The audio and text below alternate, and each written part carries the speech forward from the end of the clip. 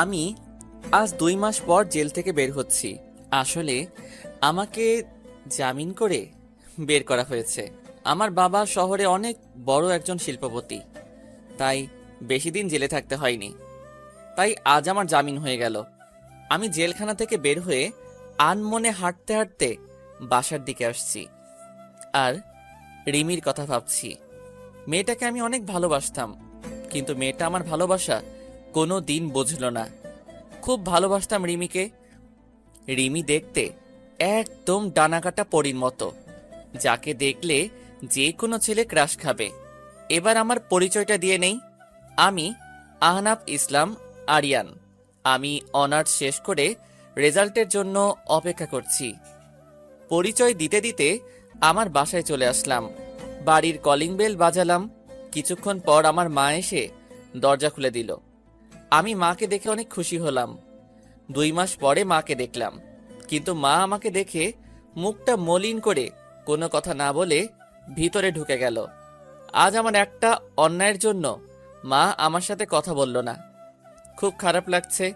মা আমার সাথে কথা না বলে মুখে এক রাশ বিরক্ত নিয়ে চলে গেল আমার সামনে থেকে। আমি মার পিছু নিলাম। আমি আমার মাকে ডাকলাম, কিন্তু মা কোনো কথা বলছে না। এবার আমি দৌড়িয়ে মায়ের সামনে গেলাম। মা, কি হলো? আমার সাথে কথা বলছো না কেন? আমি তো রাগের মাথায় একটা ভুল করেছি, তাই বলে আমাকে এভাবে শাস্তি দেবে? আমার কোনো ছেলে নেই আহনাফ নামে। একটা ছেলে ছিল, কিন্তু 2 মাস আগে সে মারা গেছে আমার কাছে। তুই আমার ছেলে না, তোর ওই পাপী চেহারা আমাকে দেখাবি না। আর তোর এই নোংরা মুখে আমাকে কোনোদিন মা বলে ডাকবি না। তাই বলে মা কান্না করতে করতে চলে গেল রুমে। এবার মায়ের কথা শুনে আমার দু চোখ বেয়ে অঝোর ধারায় পানি পড়তে থাকলো। শেষ পর্যন্ত আমার মা আমাকে দূরে ঠেলে দিল। খুব কষ্ট হচ্ছে, তাই রুমে এসে দরজা বন্ধ করে অনেকক্ষণ কান্না করলাম। কান্না করতে করতে কখন যে ঘুমিয়ে পড়েছি নিজেই জানি না। ঘুম ভাঙল দরজার ঠক ঠক শব্দে। আমি উঠে দরজা খুলে দিলাম। দরজা খুলে দেখি বাবা দাঁড়িয়ে আছে। আমি বাবাকে দেখে কান্না করে দিলাম আর বাবাকে জড়িয়ে ধরলাম। আসলে বাবার সাথে আমি খুব ফ্রি ছিলাম। কান্না করিস না, সব ঠিক হয়ে যাবে। আর কাল থেকে তুই অফিসে জয়েন করবি, তারপর দেখবি সব ঠিক হয়ে যাবে। আচ্ছা বাবা, তুমি যা বলবে তাই হবে। আর একটা কথা তোকে না জানিয়ে আমি বড় একটা সিদ্ধান্ত নিয়েছি। আশা করি তুই আমার কথা রাখবি। বলো বাবা, আমি তোমার সব কথা রাখবো। আমি তোর সাথে রিমির বিয়ে ঠিক করেছি, কারণ তোর জন্য রিমির জীবন নষ্ট হোক আমি তা চাই না। তাই আমি এই সিদ্ধান্তটা নিয়েছি। তুমি যা ভালো বোঝো তাই করো। আপনারা ভাবছেন এই রিমিটা কে? আসুন 2 মাস আগের কাহিনী বলছি। সকালে ঘুমিয়ে আছি, হঠাৎ ফোনের শব্দে ঘুম ভেঙে গেল। আমি বিরক্ত হয়ে ফোনটা রিসিভ করলাম। দেখি আমার বন্ধু ফোন দিয়েছে। আমার বন্ধুর নাম রাজু। ওই শালা এত সকালে ফোন দিয়ে আমার আরামের ঘুম নষ্ট করলি কেন রে? আরে রাখ তোর আরামের ঘুম। আর এদিকে রিমি ভাবি অন্য একটা ছেলের সাথে এক রিক্সায় কলেজে যাচ্ছে, তুই তাড়াতাড়ি কলেজে চলে আয়। রাজুর মুখে রিমির কথা শুনে আমার নিমিষেই ঘুম উধাও হয়ে গেল। আমি তাড়াতাড়ি উঠে ফ্রেশ হয়ে কলেজের জন্য রওনা দিলাম। আসুন রিমির সাথে পরিচয় করে দেই। রিমি আমাদের কলেজে 2য় বর্ষের ছাত্রী। আমি রিমিকে 2 বছর ধরে ভালোবাসি। রিমিকে অনেকবার প্রপোজ করেছি, কিন্তু রিমি রাজি হয়নি। রিমিকে আমি অনেক ভালোবাসি, যা রিমিকে কেউ এরকম ভাবে ভালোবাসতে পারবে কিনা আমার জানা নাই। পরিচয় দিতে দিতে কলেজে চলে আসলাম। এসে দেখি রিমি একটা ছেলের পাশে বসে আছে আর হেসে কথা বলছে। আমার মাথায় প্রচন্ড রাগ উঠে গেল। আমি সোজা গিয়ে রিমির পাশে বসা ছেলেটির শার্টের কলার ধরে সোজা নাকে একটা ঘুষি মারলাম, আর ছেলেটি নাকে হাত দিয়ে সোজা মাটিতে বসে পড়ল। ওই তোরে বলছি না কোনো ছেলের সাথে যেন না মিশতে, তারপরেও তুই কেন ওই ছেলের সাথে কথা বলছিস? হুম? আপনি ওকে মারলেন কেন? আপনি জানেন ছেলেটি কি হয় আমার? ও আমার কাজিন হয়। আসলে আপনাদের মতো এমন বখাটেদের জন্য আমাদের মতো মেয়েরা আজ অসুরক্ষিত। আপনি একটা বখাটে। আর যাই হোক, আপনাকে ভালোবাসা যায় না। রিমি, আমি সরি। আমি তোমাকে অনেক ভালোবাসি, আর সেই জন্য তোমার পাশে আমি কাউকে সহ্য করতে পারি না। প্লিজ আমাকে ক্ষমা করে দাও। আমি কোনো রাস্তার বখাটে মাস্তানকে ভালোবাসতে পারবো না, যে কিনা রাস্তার কুকুরের মতো মেয়েদের পেছনে পড়ে থাকে। তাই বলে রিমি চলে গেল কলেজ থেকে। রিমির কথা শুনে খুব কষ্ট হতে লাগলো। যাকে আমি নিঃস্বার্থভাবে ভালোবাসলাম সে আমাকে রাস্তার কুকুর বলল। কিন্তু হঠাৎ করে মাথায় প্রচণ্ড রাগ উঠে গেল। আমাকে রাস্তার বখাটে মাস্তান বলল। আমি যদি বখাটে মাস্তান হই তাহলে বখাটের মতোই রিমির ভালোবাসা আদায় করে নিব। কাল রিমিকে দেখাবো বখাটেরা কিভাবে ভালোবাসে। পরের দিন সকালে রিমির জন্য অপেক্ষা করছি রাস্তায়। আজ রিমিকে বখাটে বলার শাস্তি পেতে হবে। কিছুক্ষণ পর রিমি আসলো, তবে আজ একা এসেছে। আমি কোনো কথা না বলে রিমিকে জোর করে তুলে নিয়ে বাইকে বসিয়ে প্রচণ্ড স্পিডে বাইক চালিয়ে একটা পুরনো ভাঙা ঘরে নিয়ে চলে আসলাম। আসার সময় রিমি অনেক চিৎকার করছিল আর অনেক ভয় পেয়ে গিয়েছিল। রিমি দেখো, আমি তোমাকে অনেক ভালোবাসি। তোমাকে আমি কোনো হার্ট করতে চাই না। তোমাকে আমি 2 বছর ধরে ভালোবাসি। কোনোদিন তোমার সাথে খারাপ ব্যবহার করিনি, তাহলে কেন আমাকে ভালোবাসতে পারবে না? তুমি বখাটে মাস্তান তা তোমার এমন আচরণেই বোঝা যায়। তুমি যদি আমায় সত্যিই ভালোবাসতে তাহলে আমাকে এমন ভাবে তুলে নিয়ে আসতে পারতে না, কারণ এগুলো রাস্তার বখাটে গুলোই পারে এমন কাজ করতে, যার কারণ তার মা বাবা তাকে ঠিকভাবে কোনোদিন শাসন করেনি। তুমি এরকম, তাহলে তোমার বাবা মা কিরকম হবে আল্লাহই জানে। এবার আমার মাথায় রাগ উঠে গেল। তুই আমাকে যা বলার বল, কিন্তু আমার মা বাবাকে তুই কেন মাঝখানে তুললি? কেন? আমি এবার রিমিকে শরীরের সব শক্তি দিয়ে রিমিকে একটা চড় মারলাম, আর রিমি পাশে পড়ে গেল। আমি তখন রিমির কাছে গিয়ে রিমির শরীর থেকে ওড়না ছুঁড়ে ফেলে দিয়ে রিমির উপর শারীরিক অত্যাচার করলাম। আমাদের ভাষায় যাকে বলে ধর্ষণ। হ্যাঁ, আমি রিমিকে ধর্ষণ করেছি। আমাকে বখাটে বলে, মাস্তান বলে, আমার মা বাবাকে গালি দেয়। রিমি আমাকে আটকানোর অনেক চেষ্টা করেছিল, কিন্তু পারেনি। আমার শক্তির সাথে রিমি আমার পা পর্যন্ত ধরেছিল, কিন্তু আমার সেই সময় মাথায় প্রচণ্ড রাগ উঠেছিল। রিমি একভাবে কান্না করেই যাচ্ছে। কিছুক্ষণ পর সেখানে কিছু মানুষ আসলো। হয়তো রিমির চিৎকার শুনে মানুষ চলে এসেছে। মানুষগুলো আমাকে একসময় মারতে লাগলো। তারপর আমার আর কিছু মনে নেই। যখন জ্ঞান ফিরে তখন আমি জেলখানায়। তারপর আমার বাবা আসলো। বাবা সব কাহিনী শুনতে চাইলো। বাবাকে আমি সব খুলে বললাম। বাবা বলল, তুই চিন্তা করিস না, আমি তোকে যত তাড়াতাড়ি সম্ভব জামিন করিয়ে নিয়ে যাব। আমি জেলে থাকতে রিমিডার কোনো খোঁজ খবর পাইনি। এমনকি আমার মা আমাকে দেখতে আসেনি। বাবা মাঝে মাঝে আসতো আমাকে দেখতে, আর তার 2 মাস পর জামিন হয়ে যায়। আর তার পরের কাহিনী সব আপনারা তো জানেন। পরের দিন ঘুম থেকে উঠে ফ্রেশ হয়ে গুছিয়ে অফিসে যাওয়ার প্রস্তুতি নিচ্ছি। সবকিছু গুছিয়ে নিচে এসে দেখি মা বাবা সবাই একসাথে নাস্তা করছে। আমি যেই নাস্তা করার জন্য টেবিলে বলতে যাব, তখনই আমার মা নাস্তা রেখে উঠে চলে গেল। নিজের প্রতি খুব খারাপ লাগছে। আমার জন্য মা নাস্তা না করে উঠে চলে গেল। মা আমার সাথে কথা বলা বন্ধ করে দিয়েছে। তারপর আমিও নাস্তা না করে বাবার সাথে অফিসে চলে গেলাম। অফিসে এসে সবার সাথে পরিচয় হয়ে নিলাম। দিনটা খুব ভালো কাটলো। হঠাৎ করে বাবা আমার ডেস্কে আসলো। আগামী শুক্রবার তোর বিয়ের প্রস্তুতি নিয়ে রাখছি। দেখতে দেখতে শুক্রবার চলে আসলো। কোনো আয়োজন বাদেই বিয়ে হয়ে গেল। শুধু 2 পরিবারের মানুষ ছিল, আর কেউ ছিল না। আমি এখন বাসর ঘরের সামনে দাঁড়িয়ে আর ভাবছি রিমির সামনে কোন মুখ নিয়ে যাব। রিমি কোনোদিন মেনে নিতে পারবে আমাকে? তারপর 3 টাকার সাহসে নিয়ে রুমে ঢুকে পড়লাম, কারণ রিমিকে বিয়ে করার ব্যাপারে কোনো আপত্তি ছিল না, কারণ রিমিকে আমি ভালোবাসতাম। আর আমার রাগের কারণে রিমির জীবনটা নষ্ট হয়ে গেল। রুমে ঢুকে দেখি রিমি বসে বসে কান্না করছে। আমি রিমির পাশে বসতে যাব, তখনই রিমি আমাকে এক ঝাটকায় সরিয়ে দিয়ে বলল, তুই আমার পাশে আসবি না, তোর জন্য আমার জীবন নষ্ট হয়ে গেছে, তোর জন্য আমার বাবা মার সম্মান নষ্ট হয়ে গেছে। তোকে আমি কোনোদিন ক্ষমা করব না, আর তোকে স্বামী হিসেবে কোনোদিন মানবো না। তুই কোনোদিন আমার কাছে স্বামীর অধিকার দেখাতে আসবি না। রিমি, আমি তোমাকে এর আগেও ভালোবাসতাম, আর এর পরেও ভালোবাসবো। সেদিন রাগের মাথায় ওসব কাজ করেছি। প্লিজ আমাকে ক্ষমা করে দাও। আমার ঘুম আসতেছে, আমি ঘুমাবো। আর রাস্তার বখাটে মাস্তানের সাথে আমি এক খাটে ঘুমাতে পারবো না। আর যদি আবার রাগ হয় তাহলে আবার আমাকে রাস্তার কুকুরের মতো ভোগ করো, সেটা তো তুমি খুব ভালো করেই পারবে। তাই বলে রিমি ঘুমিয়ে পড়ল, আর আমি নিচে বিছানা পেতে ঘুমিয়ে পড়লাম। রিমি আমাকে কোনোদিন মেনে নেবে না, সেটা আমি জানতাম, কিন্তু রিমি কেন বোঝে না যে আমি রিমিকে অনেক ভালোবাসি। রিমি বিছানায় শুয়ে পড়ল, আর আমি নিচে একটা চাদর আর বালিশ নিয়ে শুয়ে পড়লাম। সকালে ঘুম থেকে উঠে দেখি রিমি এখনো শুয়ে আছে, কিন্তু রিমি অনেক চেঞ্জ হয়ে গেছে। আগে মেয়েটা অনেক সুন্দর ছিল, এই 2 মাসে রিমি অনেক শুকিয়ে গেছে। মনে হয় নিজের শরীরের যত্ন নেয় না। রিমি নড়াচড়া করছে, মনে হয় ঘুম থেকে এখনই উঠে পড়বে। তাই আমি তাড়াতাড়ি বাথরুমে ঢুকে পড়লাম ফ্রেশ হতে। ফ্রেশ হয়ে বাইরে বেরিয়ে দেখি রিমি হাঁটু ভাঁজ করে বিছানার উপর মাথা নিচু করে বসে আছে।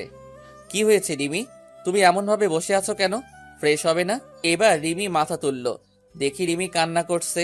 মুহূর্তের মধ্যে মনটা খারাপ হয়ে গেল।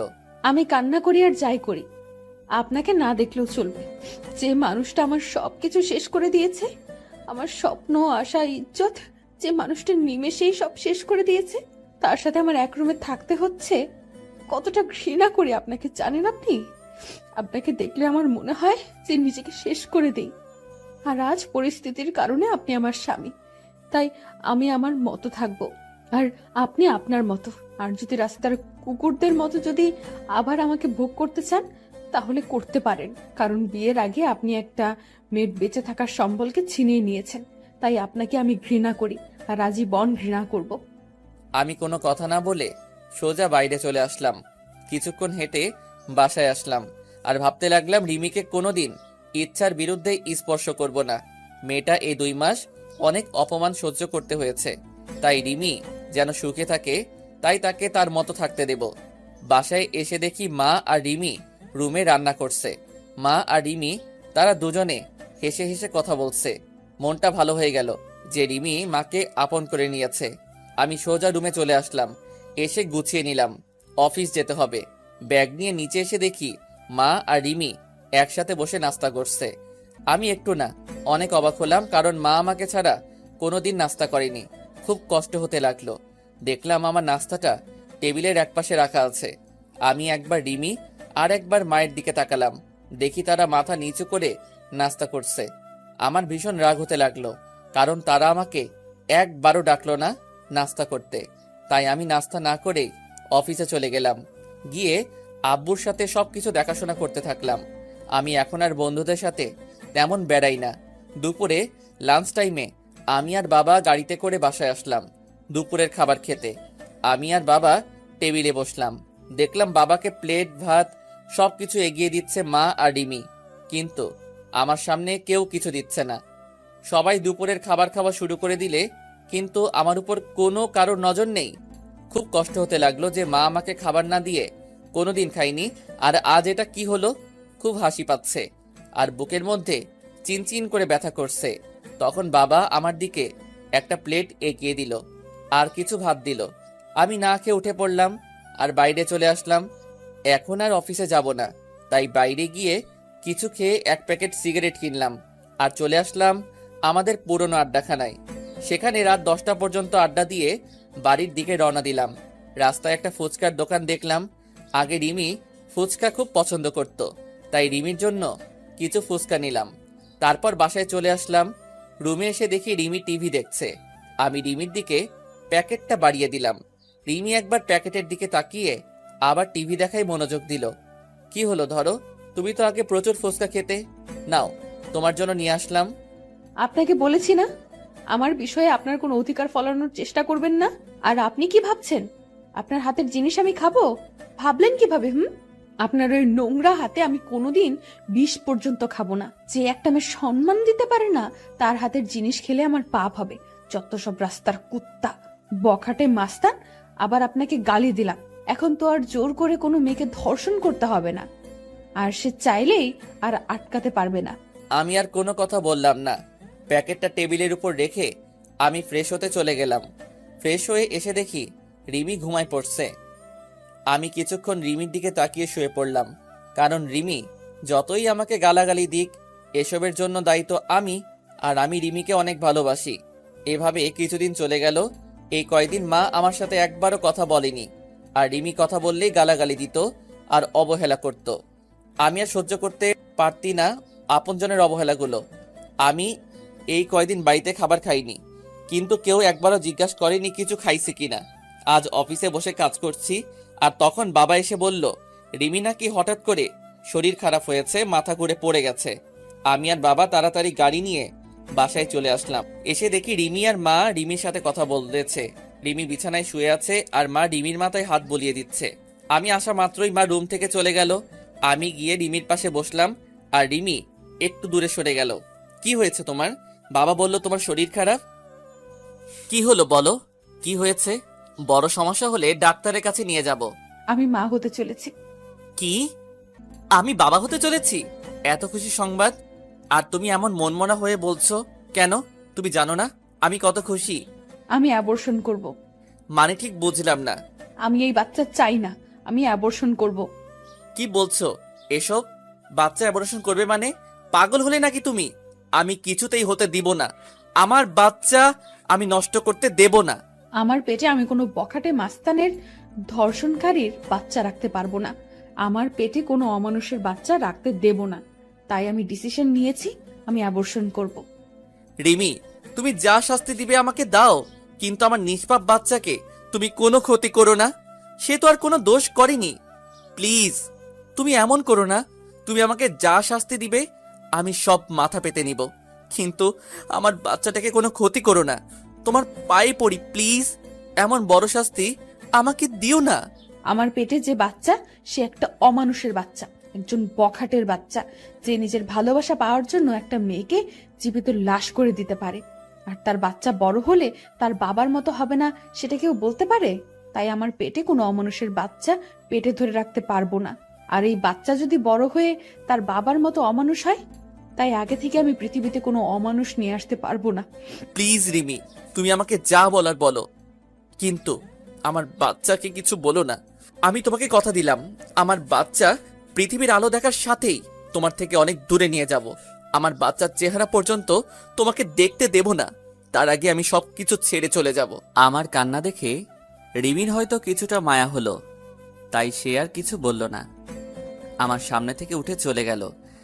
আমি ওখানে বসে বসে ভাবছি, নিজের সন্তানকে কেউ কোনোদিন এভাবে বলে আমার কোনোদিন জানা ছিল না। রিমির সাথে না হয় আমি একটা অন্যায় করেছি, কিন্তু সে তো আমার বউ হয়। আমি তো রিমিকে বউয়ের মর্যাদা দিয়েছি, তাহলে কেন রিমি আমার সাথে এমন করছে? রিমিকে তো আমি অনেক ভালোবাসি। রিমি কেন বোঝে না? আমি বাইরে চলে আসলাম আর এক প্যাকেট সিগারেট নিলাম, নিয়ে ছাদে চলে আসলাম, আর মনের সব দুঃখ ধোঁয়ার সাথে উড়িয়ে দিচ্ছি। আমার সন্তান জন্ম নেওয়ার সাথে সাথে আমি সবার থেকে ওকে দূরে নিয়ে চলে যাব। কেউ যেন তাকে অমানুষের বাচ্চা না বলতে পারে। রিমি তো আমার সন্তানকে কোনো দিন মেনে নেবে না, তাই সবাইকে বোঝার আগে আমি আমার সন্তানকে নিয়ে অনেক দূরে চলে যাব। চাইলেই আর খুঁজে পাবে না। সিগারেট শেষ করে নিচে আসলাম। এসে দেখি সবাই একসাথে বসে রাতের খাবার খাচ্ছে। আমার মনটা আবার খারাপ হয়ে গেল। আজকেও আমাকে না ডেকে সবাই একসাথে খাওয়া শুরু করে দিয়েছে। আমি আমার রুমের দিকে যাচ্ছি, তখন বাবা আমাকে ডাকলো খাবার খেতে। আমার ক্ষুধা নাই বলে রুমে চলে আসলাম। আমার মায়ের কাছে আমি এতটাই ঘৃণার পাত্র হয়ে গেলাম যে আমার সাথে এই কয়টা দিন একটা কথাও বলেনি। আমি নিচে বিছানায় পেতে শুয়ে পড়লাম। কখন যে ঘুমিয়ে পড়েছি ঠিক নেই। সকালে উঠে দেখি রিমি খাটের উপর নেই, হয়তো নিচে গেছে। আমি উঠে ফ্রেশ হয়ে নাস্তা না করে অফিসে চলে আসলাম।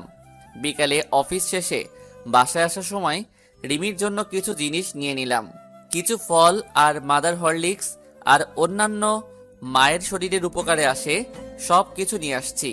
তখন অঝোর ধারায় বৃষ্টি হতে লাগলো। আজ খুব বৃষ্টিতে ভিজতে ইচ্ছা করছে। অনেকদিন বৃষ্টিতে গোসল করিনি। আমার আবার বৃষ্টিতে ভিজলে জ্বর ঠান্ডা লাগে। আমি কোনো কিছু না ভেবে একভাবে হেঁটে চলেছি। বাসায় এসে কলিং বেল বাজালাম, দেখি আব্বু দরজা খুলে দিছে। কিরে, তুই বৃষ্টিতে কেন ভিজছস? তোর জ্বর আসবে। কিছু হবে না, অনেকদিন পর বৃষ্টিতে ভিজেছি তাই ভালো লাগছে। আমার রুমে চলে আসলাম। এসে দেখি রিমি জানালার গ্রিল ধরে এক মনে বাইরে তাকিয়ে আছে। আমি রিমিকে ডাক দিলাম। রিমি আমার দিকে তাকালো। আমি রিমির হাতে ফল আর হরলিক্সের প্যাকেটটা দিতে যাব, তখন রিমি চিৎকার করে রেগে বলল, আপনাকে এইসব আনতে বলেছে কে? এসব ঢঙের কোনো দরকার নেই। আমার জীবনটা শেষ করে এখন নাটক করতে আসছে। যত সব ঢং দেখলে বাঁচি না। আর আপনি ভাবলেন কি করে একটা অমানুষের হাতের জিনিস আমি খাবো? যদি সারাদিন না খেয়েও থাকি তবুও আপনার মতো একটা মানুষের কোনো জিনিস খাবো না। রিমি, আমি এসব কিছু আনতে চাইনি, শুধু আমাদের বাচ্চাটার জন্য নিয়ে এসেছি। তুমি আমাকে যেভাবে শাস্তি দেবার দাও, আমাদের বাচ্চাটাকে কোনো শাস্তি দিও না। তুমি এগুলো আমার বাচ্চার জন্য নিয়মিত খাও। আমাদের বাচ্চা মানে শুধু আপনার বাচ্চা, আমার কোনো বাচ্চা নেই। তাও আবার আপনার মতো একটা জানোয়ারের বাচ্চা নেব আমি? কোনোদিন না, কোনোদিন সম্ভব না। আচ্ছা, শুধু আমার বাচ্চা তোমাকে বাচ্চার মা বলে, আমি কোনোদিন পরিচয় দেব না। তুমি নিশ্চিন্তে থাকতে পারো, শুধু আমার বাচ্চাটার জন্য এগুলো নাও। এবার রিমি রাগী মুখে আমার হাত থেকে প্যাকেট নিয়ে অন্য রুমে চলে গেল, আর আমি ফ্রেশ হতে চলে গেলাম। ফ্রেশ হয়ে এসে দেখি রিমি বিছানায় শুয়ে পড়ছে। আমি ফ্লোরে বিছানা পেতে শুয়ে পড়লাম। মাঝরাতে আমার শরীরে কাঁপুনি দিয়ে জ্বর আসলো। আমি একটা চাদর নিয়ে শুয়ে পড়লাম। যখন ঘুম ভাঙলো তখন দেখি সকাল 12টা বেজে গেছে, আর আমার পাশে বাবা বসে আছে আর মাথায় পানি দিচ্ছে। তাহলে সারা রাত আমার শরীরে জ্বর ছিল, কিন্তু রিমির তো জানার কথা যে আমার জ্বর এসেছে। হয়তো রিমি আমার উপর ঘৃণা করে, আমার শরীরে হয়তো স্পর্শ করেনি। বাবা, তুমি এখানে? রিমি মাথায়। সকালে অফিসে গিয়ে দেখি তুই আসিসনি, আবার ফোন বন্ধ। তাই আমি বাড়িতে এসে দেখি তুই জ্বরে শরীর কাঁপুনি দিয়ে উঠছে, তাই আমি মাথায় পানি দিয়ে দিচ্ছি। আসলে বাবা সব জানে যে রিমি আর মা আমার সাথে কথা বলে না, তাই হয়তো বাবা আমার খোঁজ খবর নিচ্ছে। আমার চোখ দিয়ে কয়েক ফোঁটা পানি বের হয়ে গেল। আমার মায়ের জন্য আমার উপর একটু মায়া হলো না। আর রিমিকে তো আমি নিজের থেকেও ভালোবাসি, তাহলে রিমি অন্তত একটু দেখতো যে আমি মারা গেছি না বেঁচে আছি। বাবা কিছু খাবার নিয়ে আসবে, রাতে থেকে কিছু খাওয়া হয়নি। একটু বস, আমি বৌমাকে পাঠিয়ে দিচ্ছি। না বাবা, দরকার নেই, আমি বাইরে থেকে খেয়ে নেব। আমি সব বুঝি রে বাবা, মেয়েটা তোকে এখনো ক্ষমা করতে পারেনি। আমি নিয়ে আসছি খাবার। তাই বলে বাবা চলে গেল নিচে খাবার আনতে, আর আমি বিছানায় শুয়ে আছি। তখন রিমি রুমে আসলো, আর আমার দিকে একবার তাকিয়ে নিজের কাজ সেরে আবার রুমের বাইরে চলে গেল। আমি যেই মেয়েটাকে নিজের জীবনের চাইতেও বেশি ভালোবাসি, সেই মেয়েটা আমার প্রতি একটু মায়া কাজ করে না। যেদিন আমি থাকবো না সেদিন বুঝতে পারবে কতটা ভালোবেসেছিলাম তাকে আমি। সেদিন হয়তো আর আমাকে পাবে না, সবকিছু মায়া ত্যাগ করে চলে যাব। তখন আমার উপরে আর কারো রাগ থাকবে না, কেউ আমাকে অমানুষ জানোয়ার বখাটে বলবে না। তারপর বাবা আমাকে খাবার দিয়ে গেল, আমি খেয়ে নিলাম। তারপর বিকালের দিকে একটু শরীরটা ভালো হলো, আমি আস্তে আস্তে উঠে বাইরে চলে আসলাম আর কিছু খেয়ে নিলাম। এভাবে চলে গেল 2 দিন। এই 2 দিন আমার শরীরে হালকা জ্বর ছিল, কিন্তু মা, রিমি কেউ আমাকে দেখেনি, সবাই অবহেলা করেছে। এখন কেমন যেন নিজেকে শেষ করে দিতে ইচ্ছা করছে। নিজের আপনজনের এমন অবহেলা সহ্য হচ্ছে না। আমি বাসার খাবার খুবই কমই খাই, বেশিরভাগই বাইরে খাই। আজ আবার একটু অফিসে আসলাম, এসে কিছু কাজ করে বাসায় আসার সময় রিমির জন্য কিছু জিনিস কিনলাম, যাতে আমার বাবুটা রিমির ভেতরে সুস্থ থাকে। মা আমার সাথে একদম কথা বলা বন্ধ করে দিয়েছে। আমি আগ বাড়িয়ে কথা বলতে গেলেও মা কথা বলে না, আর রিমি আমার সাথে যখনই কথা বলতে আসে তখনই রাগ দেখিয়ে আর গালাগালি করে। এইভাবে চলে গেল 7 মাস। এখন রিমি একটু একটু করে নিজের শরীরের উপরে যত্ন নেওয়া শুরু করছে। হয়তো নিজের সন্তান, তাই একটু মায়া হচ্ছে। এখন রিমির যা যা প্রয়োজন সব বাবাকে বলে, আর বাবা আমাকে বলে আমি সেগুলো নিয়ে আসি। মাঝে মাঝে দেখি রিমি নিজের পেটে আলতো করে হাত বোলায় আর নিজে নিজে কথা বলে। খুব আস্তে আস্তে কথা বলে, আমি শুনতে পারি না, মানে নিজের সন্তানের সাথে কথা বলে। এসব দেখে খুব ভালো লাগে যে রিমি তার পেটের সন্তানকে একটু একটু করে ভালোবাসতে শিখেছে। হাজার হলেও মা সে। আর রিমি আগে সবসময় কেন মনমরা আর উদাস হয়ে থাকতো, এখন আর আগের মতো থাকে না, আবার আগের মতো স্বভাবটা ফিরে আসছে। আর এখন রিমি আমার দিকে কেন আর চোখে তাকায়, তবে মাঝে মাঝে আমি সেগুলো দেখেও না দেখার ভান করে থাকি। হয়তো নিজের বাচ্চার সাথে সাথে আমার উপরও একটু একটু মায়া জন্মাতে শুরু করছে, কিন্তু সেদিক থেকে আমার কোনো ইচ্ছাই নেই। আমি সারাদিন আমার মতো থাকি, আর রিমি রিমির মতো। আজ মাঝরাতে হঠাৎ করে ঘুমটা ভেঙে গেল, উঠে দেখি রিমি ঘুমিয়ে আছে, আর এতটা হাত রিমির পেটের উপর। হয়তো বাচ্চাকে আদর করতে করতে ঘুমিয়ে পড়েছে। আমি এবার উঠে রিমির পাশে গিয়ে বসলাম আর আমার হাতটা রিমির পেটে আলতো করে রাখলাম। খুব ভালো লাগছে আমার। ছোট বাবুটা রিমির মধ্যে আস্তে আস্তে বড় হচ্ছে। আমি আস্তে আস্তে মাথাটা নিচু করে রিমির পেটে চুমু খেতে যাব, তখন রিমির ঘুমটা ভেঙে যায়। আর রিমির পেটে আমার হাত দেখে আর আমার মুখটা রিমির পেটের কাছে দেখে রিমির চোখ রাগে ভরে গেল। আর রিমি আমাকে আমার পাওনাটা বুঝিয়ে দিল। রিমি আমাকে 2টা চড় মারলো আর আমাকে ধাক্কা দিয়ে দূরে সরিয়ে দিল।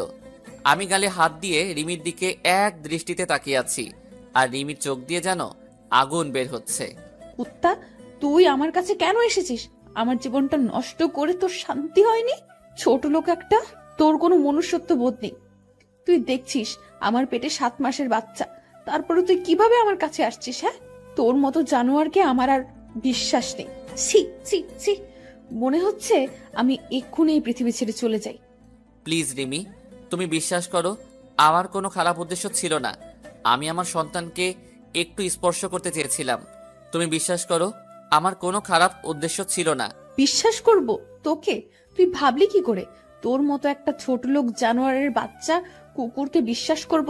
আমার ভাবতেও ঘৃণা হচ্ছে যে একটা 7 মাসের গর্ভবতী মায়ের কাছে তোর আসতে একটু বিবেকে বাঁধলো না। আজ থেকে তুই আর এই রুমে থাকতে পারবি না। তোকে আস্তে আস্তে মেনে নিতে চেয়েছিলাম, কিন্তু তুই কোনোদিন ভালো হবি না। আসলে রাস্তার কুকুর কোনোদিন ভালো হয় না।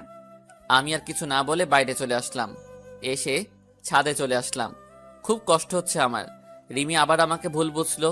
আমি তো আমার সন্তানকে একটু স্পর্শ করতে চেয়েছিলাম, আর রিমি আমাকে থাপ্পড় মারলো। নিজের অজান্তেই চোখ দিয়ে 2 ফোঁটা নোনা পানি বের হলো। আজকে নিজেকে শেষ করে দিতে ইচ্ছা হচ্ছে, কিন্তু আমাকে বেঁচে থাকতে হবে। আমার সন্তানের জন্য আমাকে বেঁচে থাকতে হবে, নইলে আমার মতো আমার সন্তানও এমন অবহেলা পাবে। আর নিজের আপনজনের কাছ থেকে এমন অবহেলা পেলে সে নিজেও ঠিক থাকতে পারবে না। তাই আমি আমার সন্তানকে নিয়ে এই পরিবার, এই শহর থেকে অনেক দূরে চলে যাব। চাইলেও কেউ আর খুঁজে পাবে না। সারা রাত এভাবে ছাদে কাটিয়ে দিলাম। রিমির কথা ভাবতে ভাবতে কখন যে সকাল হয়ে গেছে ঠিক খেয়াল করিনি। সকালে নিচে চলে আসলাম। এসে সোজা মায়ের রুমে চলে গেলাম। দেখি মা বসে আছে। আমি মায়ের কাছে গিয়ে মায়ের সামনে হাঁটু গেড়ে বসে পড়লাম। মা, কেন তুমি আমার সাথে এমন ব্যবহার করছো? কেন এমন অবহেলা করছো? তুমি তো জানো আমি অবহেলা একদম সহ্য করতে পারি না। সেদিন রিমি তোমাদের নামে অনেক খারাপ ভাষায় গালাগালি করছিল, তাই আমি রাগের মাথায় রিমির সাথে এমন ব্যবহার করি। চাইলে তুমি আমাকে মারতে পারো, আর যদি না শাস্তি দাও তাহলে তুমি একবার বলো যে এ বাড়ি থেকে চলে যেতে। আমি সবকিছু ছেড়ে চলে যাব, আর কোনোদিন তোমার এই শয়তান ছেলের মুখ দেখতে দেব না। তোর সাথে আমার কোনো কথা নেই। আমি আগেই বলেছি, আমার ছেলে সেদিনই মারা গেছে। আমার কাছে যেদিন সে ওরকম একটা নোংরা কাজ করেছিল। আর আমি কারো মা না, আমার কোনো ছেলে নেই। তুই যেখানে পারিস সেখানে চলে যা, আমার কিচ্ছু যায় আসে না। ঠিক আছে মা, আমি আর কোনোদিন তোমাকে মা বলে ডাকবো না। আমি চলে যাব, সবাইকে ছেড়ে চলে যাব। তখন এই শয়তানটার চেহারা তোমাকে আর দেখতে হবে না, আর কোনো অমানুষ তোমাকে মা বলে ডাকবে না। আমি মায়ের রুম থেকে চলে আসলাম নিজের রুমে। রুমে ঢুকে দেখি রিমি বাথরুমে ফ্রেশ হচ্ছে। আমি তাড়াতাড়ি গুছিয়ে নিলাম অফিস যাওয়ার জন্য, যাতে রিমির ফ্রেশ হওয়ার আগে আমি অফিসে চলে যেতে পারি। রিমির বাথরুম থেকে বের হবার আগে আমি অফিসে চলে আসলাম। বাইরে থেকে কিছু নাস্তা করে অফিসে প্রবেশ করলাম। সারাদিন অফিস করে বিকালে যখন ছুটি হলো, তখন ভাবলাম এখন বাসায় গেলে রিমি মা হয়তো আমাকে দেখে আবার বিরক্ত হতে পারে। তাই একটু পার্কে বসে বন্ধুদের সাথে আড্ডা দিয়ে রাত 12টার সময় বাসায় আসলাম। বাসায় এসে অন্য রুমে ঘুমাতে চলে গেলাম। আজ আর নিজের রুমে ঘুমাতে যাইনি, কারণ রিমি আমাকে দেখলে আবার রাগ করবে। আবার মাঝরাতে আমি কিছু করব ভেবে সারা রাত জেগে থাকতে পারে, আর সারা রাত জেগে থাকলে আমার বাচ্চাটার ক্ষতি হতে পারে। তাই আজ অন্য রুমে ঘুমিয়ে পড়লাম। এভাবে আরো 1 মাস চলে গেল। এই 1 মাসে আমি কারোর সাথে কথা বলিনি, মানে কেউ আমার সাথে কথা বলেনি। শুধু বাবা কথা বলতো আমার সাথে, আর কথা বলবে কিভাবে? আমার সাথে এখন কারো দেখা হয় না। খুব সকালে উঠে অফিস চলে যাই, আর ফিরি অনেক রাত করে, তাই কারোর সাথে দেখা হয় না। আর যদিও ভুল করে মা অথবা রিমির সামনে চলে আসে, তখন আমি মাথা নিচু করে চলে আসি।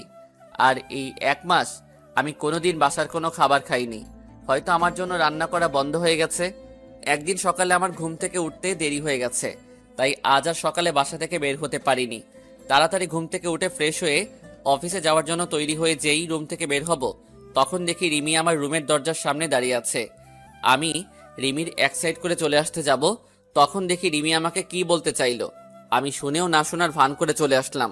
হয়তো বলতে চেয়েছিল যে কিছু ফল আর কিছু হেলদি খাবার কিনে আনার জন্য বলতে চাইছিল। তাছাড়া রিমি আমার সাথে কেন কথা বলবে, তাই আমি অফিসে চলে আসলাম। সারাদিন অফিস করে অফিস শেষে ফলের দোকানে গিয়ে অনেক ফল, মাদার হরলিক্স সব কিছু কিনলাম। কিনে বাবার কাছে গেলাম। বাবার কাছে ফলের প্যাকেটটা দিয়ে বললাম এইগুলো রিমিকে দিতে। বাবা কিছুক্ষণ আমার দিকে তাকিয়ে রইল। বাবা সব কিছু জানে যে মা আর রিমি আমার সাথে কথা বলে না, কিন্তু বাবা কিছু বলতে পারে না। দোষটা তো আমারই ছিল। তারপর অফিস শেষ করে রাত 11:30 বাসায় আসলাম। দেখি সব রুমে লাইট অফ মনে হয়, সবাই ঘুমিয়ে পড়ছে। আমি আমার রুমে ঢুকে কাপড় চেঞ্জ করে ফ্রেশ হতে চলে গেলাম বাথরুমে। ফ্রেশ হয়ে এসে দেখি রিমি আমার রুমে খাটের উপর বসে আছে।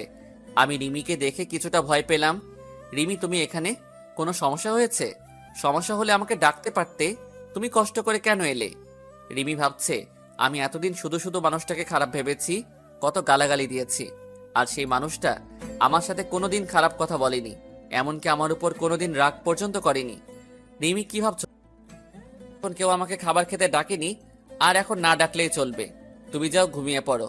বেশি রাত জাগলে আমার সন্তানের আবার ক্ষতি হতে পারে, আর আমি চাই না আমার জন্য আমার সন্তানের কোনো ক্ষতি হোক। আসলে সেদিন রাতে আপনাকে ওইভাবে দেখে খুব ভয় আর রাগ উঠে গিয়েছিল, তাই আপনার সাথে সেদিন খারাপ ব্যবহার করেছিলাম। এখন আর ওগুলো নিয়ে আমি আর ভাবি না, সবকিছু অভ্যাস হয়ে গেছে। এখন আর মন খারাপ হয় না। তাই বলে আমি চাদর টেনে শুয়ে পড়লাম, আর রিমি মুখটা মলিন করে চলে গেল। আর আমি ভাবতে থাকলাম রিমি এতদিন পরে আমার সাথে কথা বলল, খুব ভালো লাগছে। রিমি তাহলে আমাকে ফিল করতে শুরু করেছে। কিন্তু আগেরকার কথা মনে পড়তেই সবকিছু অন্ধকার হয়ে গেল। রিমির বলা সেই পুরনো কথাগুলো মনে পড়তেই আবার আমার মনটা বিষণ্ণতায় ছেয়ে গেল। আমি তো মাকে কথা দিয়েছি যে সবকিছু ছেড়ে অনেক দূরে চলে যাব, আর মা আমাকে তার ছেলে বলে মানে না। যখন আমি কার জন্য এখানে থাকবো, তাই সবকিছু মাথা থেকে ঝেড়ে ঘুমিয়ে পড়লাম।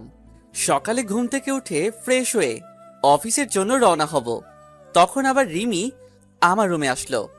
আমি সেদিকে কোনো খেয়াল না করে বললাম, এত সকালে ঘুম থেকে উঠছো কেন? যাও, যে শুয়ে পড়ো। আর কিছু লাগলে বলতে পারো, বাবার কাছে কিনে পাঠিয়ে দেব। না মানে আপনি প্রতিদিন খুব সকালে অফিসে চলে যান, তাই জানতে আসলাম সকালের নাস্তাটুকু করেন না। বাবা তো যাই সকালে 9টার সময়, তাহলে আপনি এত সকালে যাচ্ছেন কেন? আমি তোমাকে বলেছি না আমার খাবার খাওয়া নিয়ে কারো চিন্তা করতে? মানা করেছি না? এই 1 বছর যেভাবে খেয়ে আসছি, ঠিক এভাবে সারা জীবন খাবার খেতে পারবো। আর এত সকালে অফিস যাই কেন সেটা তুমি ভালো করেই জানো। আমাকে আর বলার প্রয়োজন মনে করি না। তুমি তো বলেছিলে যে আপনার ওই চেহারা যেন আমাকে আর না দেখান, তাই যতটা সম্ভব চেষ্টা করি না দেখানোর। এবার দেখি রিমি মাথা নিচু করে বসে আছে। হয়তো এমন কথা রিমি আমার কাছ থেকে আশা করেনি। আমি আর এক মুহূর্ত না দাঁড়িয়ে চলে আসলাম বাইরে। নিচে এসে দেখি টেবিলে সব নাস্তা রাখা আছে, হয়তো রিমি আমার জন্য তৈরি করেছিল। আমি রেস্টুরেন্ট থেকে কিছু নাস্তা করে অফিসে প্রবেশ করলাম। অফিসে কাজ করতে করতে দুপুরের খাবার সময় হয়ে গেল। সবাই লাঞ্চ করতে চলে গেছে, এমনকি বাবাও চলে গেছে বাসায় লাঞ্চ করতে। আর আমি নিজের ডেস্কে বসে আছি। তখনই আমার ফোনটা বেজে উঠল। আমি রিসিভ করলাম। একটা আননোন নাম্বার থেকে ফোন এসেছে। কোনো কাজ নেই, তাই ফোনটা রিসিভ করলাম। হ্যালো, আসসালামু আলাইকুম। ওয়ালাইকুম আসসালাম। কে বলছেন আপনি? আমি রিমি বলছি। আপনি দুপুরে লাঞ্চ করতে বাসায় আসছেন না? আসলে রিমি আমাকে এই প্রথম ফোন দিল তো, তাই নাম্বার আর কণ্ঠ চিনতে পারিনি। আর তার থেকে বেশি অবাক হলাম যে রিমি আমাকে ফোন করে লাঞ্চ করার জন্য বলছে। আমি বাইরে থেকে লাঞ্চটা করে নিয়েছি, আর আমি লাঞ্চ করেছি কিনা করেছি তা কেউ না ভাবলে খুশি হতাম। এতদিন যখন কেউ কোনো খোঁজ খবর রাখিনি, তাই এখনো খোঁজ খবর না রাখলে আমি না খেয়ে মরবো না। মিথ্যা বললাম। তাই বলে আমি ফোনটা রেখে দিলাম। আর ভাবতে থাকলাম হঠাৎ করে রিমি এত চেঞ্জ হলো কিভাবে, বুঝলাম না। সকালে নাস্তা করেছে কিনা, দুপুরে লাঞ্চ করেছে কিনা, সব জানতে চাইছে। এর কারণটা কি হতে পারে? হয়তো আমার উপর হালকা করুণা করছে, কিন্তু আমি কারো উপর করুণা হতে চাই না। এতদিন কিভাবে ছিলাম তা একটা বারও কেউ খোঁজ খবর নেয়নি, তাই এতদিন খোঁজ নেওয়ার কোনো দরকার নেই। তারপর আমি উঠে গিয়ে বাইরে থেকে লাঞ্চ করে নিলাম। তারপর আবার অফিসের কাজে মনোযোগ দিলাম। অফিস শেষ হয়ে গেল। আমি বাইরে বের হয়ে আমার প্রতিদিনের কাজ করতে থাকলাম। মানে কিভাবে সময় অপচয় করে রাত 12টার সময় বাসায় যাওয়া যায়। রাত 9টা বাজে, আমি বন্ধুদের সাথে সিগারেট টানছি আর আড্ডা দিচ্ছি। সেই সময় আবার আমার ফোনটা বেজে উঠল। আমি ফোন হাতে নিয়ে দেখি রিমি ফোন দিছে। আমি কেটে দিলাম। এইভাবে বেশ কয়েকবার ফোন দেওয়ার পর আমি রিসিভ করলাম। হ্যালো, ফোন দিয়েছো কেন? আপনি বাসায় আসবেন না। দেরি আছে বাসায় যাওয়ার। না মানে আর কোনো কিছু বলতে না দিয়ে ফোন কেটে দিলাম। তারপর আবার আড্ডাতে মনোযোগ দিলাম। তারপর 11টার সময় বাসায় আসলাম। এসে কাপড় চেঞ্জ করে ফ্রেশ হতে চলে গেলাম। ফ্রেশ হয়ে এসে আমার রুমের বেলকনিতে দাঁড়িয়ে সিগারেট টানছি আর পুরানো কথা ভাবছি। আপনি সিগারেট কেন খাচ্ছেন? জানেন না এসব খেলে শরীর খারাপ হয়? আমি চমকে উঠলাম। পিছনে তাকিয়ে দেখি রিমি কথাগুলো বলল। আমি সিগারেট খেয়ে বেঁচে আছি, তাই সিগারেটের বিষয়ে আর কোনো কথা না বললে খুশি হব। প্লিজ ওইটা ফেলে দিন। কাশি হচ্ছে আমার আর কষ্ট হচ্ছে। প্লিজ ফেলে দিন। দেখলাম রিমি এক হাত পেটে দিয়ে কাশতে লাগলো। আমার বুকের মধ্যে কেমন অজানা এক ব্যথা অনুভব করলাম, কারণ রিমিকে যে আমি এখনো অনেক ভালোবাসি আর তার মধ্যে গড়ে উঠছে আমার বাবুটা। তাই সিগারেটটা ফেলে দিয়ে রিমির এক হাত ধরে বিছানার উপর বসালাম আর এক গ্লাস পানি এগিয়ে দিলাম। এত রাতে না ঘুমিয়ে এখানে কি করছো? আর আমার চেহারা দেখাতো। তোমার পাপ। তুমি আমার রুমে এসেছো, আমাকে দেখছো, কথা বলছো, তোমার পাপ হবে। তুমি চলে যাও আর হাতটা রুমে গিয়ে ডেটল দিয়ে ভালো করে পরিষ্কার করে নিবে, কারণ আমি তো একটা অমানুষ। আর একজন নোংরা মানুষ কাউকে স্পর্শ করলে তা ভালোভাবে ধুয়ে পরিষ্কার করে নিবে। রিমি আমার দিকে কেমন কান্না কান্না ভাবে তাকিয়ে আছে, মনে হয় এখনই কেঁদে দেবে। চোখে পানি জমা হচ্ছে। প্লিজ আমাকে ক্ষমা করে দিন। আপনার সাথে অনেক খারাপ ব্যবহার করেছি, অনেক অবহেলা করেছি। প্লিজ মাফ করে দিন। তুমি কেন মাপ চাইছো? তোমার কোনো দোষ নেই, সব দোষ তো আমার। কারণ আমি যে একটা জানোয়ার, রাস্তার কুকুর, অমানুষ, আর সবচেয়ে বড় অন্যায় করেছি তোমার জীবনটা নষ্ট করে। তুমি আমাকে মাফ করে দাও তোমার সুন্দর জীবনটা নষ্ট করার জন্য। হয়তো তুমি আমার থেকে ভালো কাউকে আশা করেছিলে, কিন্তু তোমার জীবনে আমার মতো এতটা অমানুষ আসবে এটা তুমি হয়তো আশা করনি। যা হবার হয়ে গেছে, তুমি এখন গিয়ে ঘুমিয়ে পড়ো। আর তোমার জীবন আগের মতো সুন্দর করে দেওয়ার দায়িত্ব আমার। তুমি আবার আগের মতো চলাফেরা করবে। শুধু আমার বাবুটা বাইরে আসতে দাও, তোমাকে চিরদিনের জন্য সুখী করে দেব। যাও, অনেক রাত হয়েছে। বেশি রাত জাগলে শরীরটা খারাপ করবে, তাই ঘুমিয়ে পড়ো। আমি রিমির দিকে তাকিয়ে দেখি রিমি কান্না করছে। হয়তো ওর আর বলার কিছু নেই, কারণ এই কথাগুলো রিমি একদিন আমাকে বলেছিল। তারপর আমি আর একটা সিগারেট ধরিয়ে বেলকনিতে চলে আসলাম, আর রিমি কান্না করতে করতে চলে গেল নিজের রুমে। পরের দিন আবার একই সময়ে বের হয়ে গেলাম অফিসের জন্য। লাঞ্চের সময় আবার রিমি ফোন দিয়ে বলল যে বাবার সাথে যেন আমি বাসায় আসি লাঞ্চ করতে, কিন্তু আমি যাইনি, কারণ আমাকে দেখলে মা আবার বিরক্ত হতে পারে, আর আমি চাই না আমার জন্য মা না খেয়ে থাকুক, তাই আমি আর যাইনি। কিছুক্ষণ পর রিমি আবার ফোন করলো। কি ব্যাপার?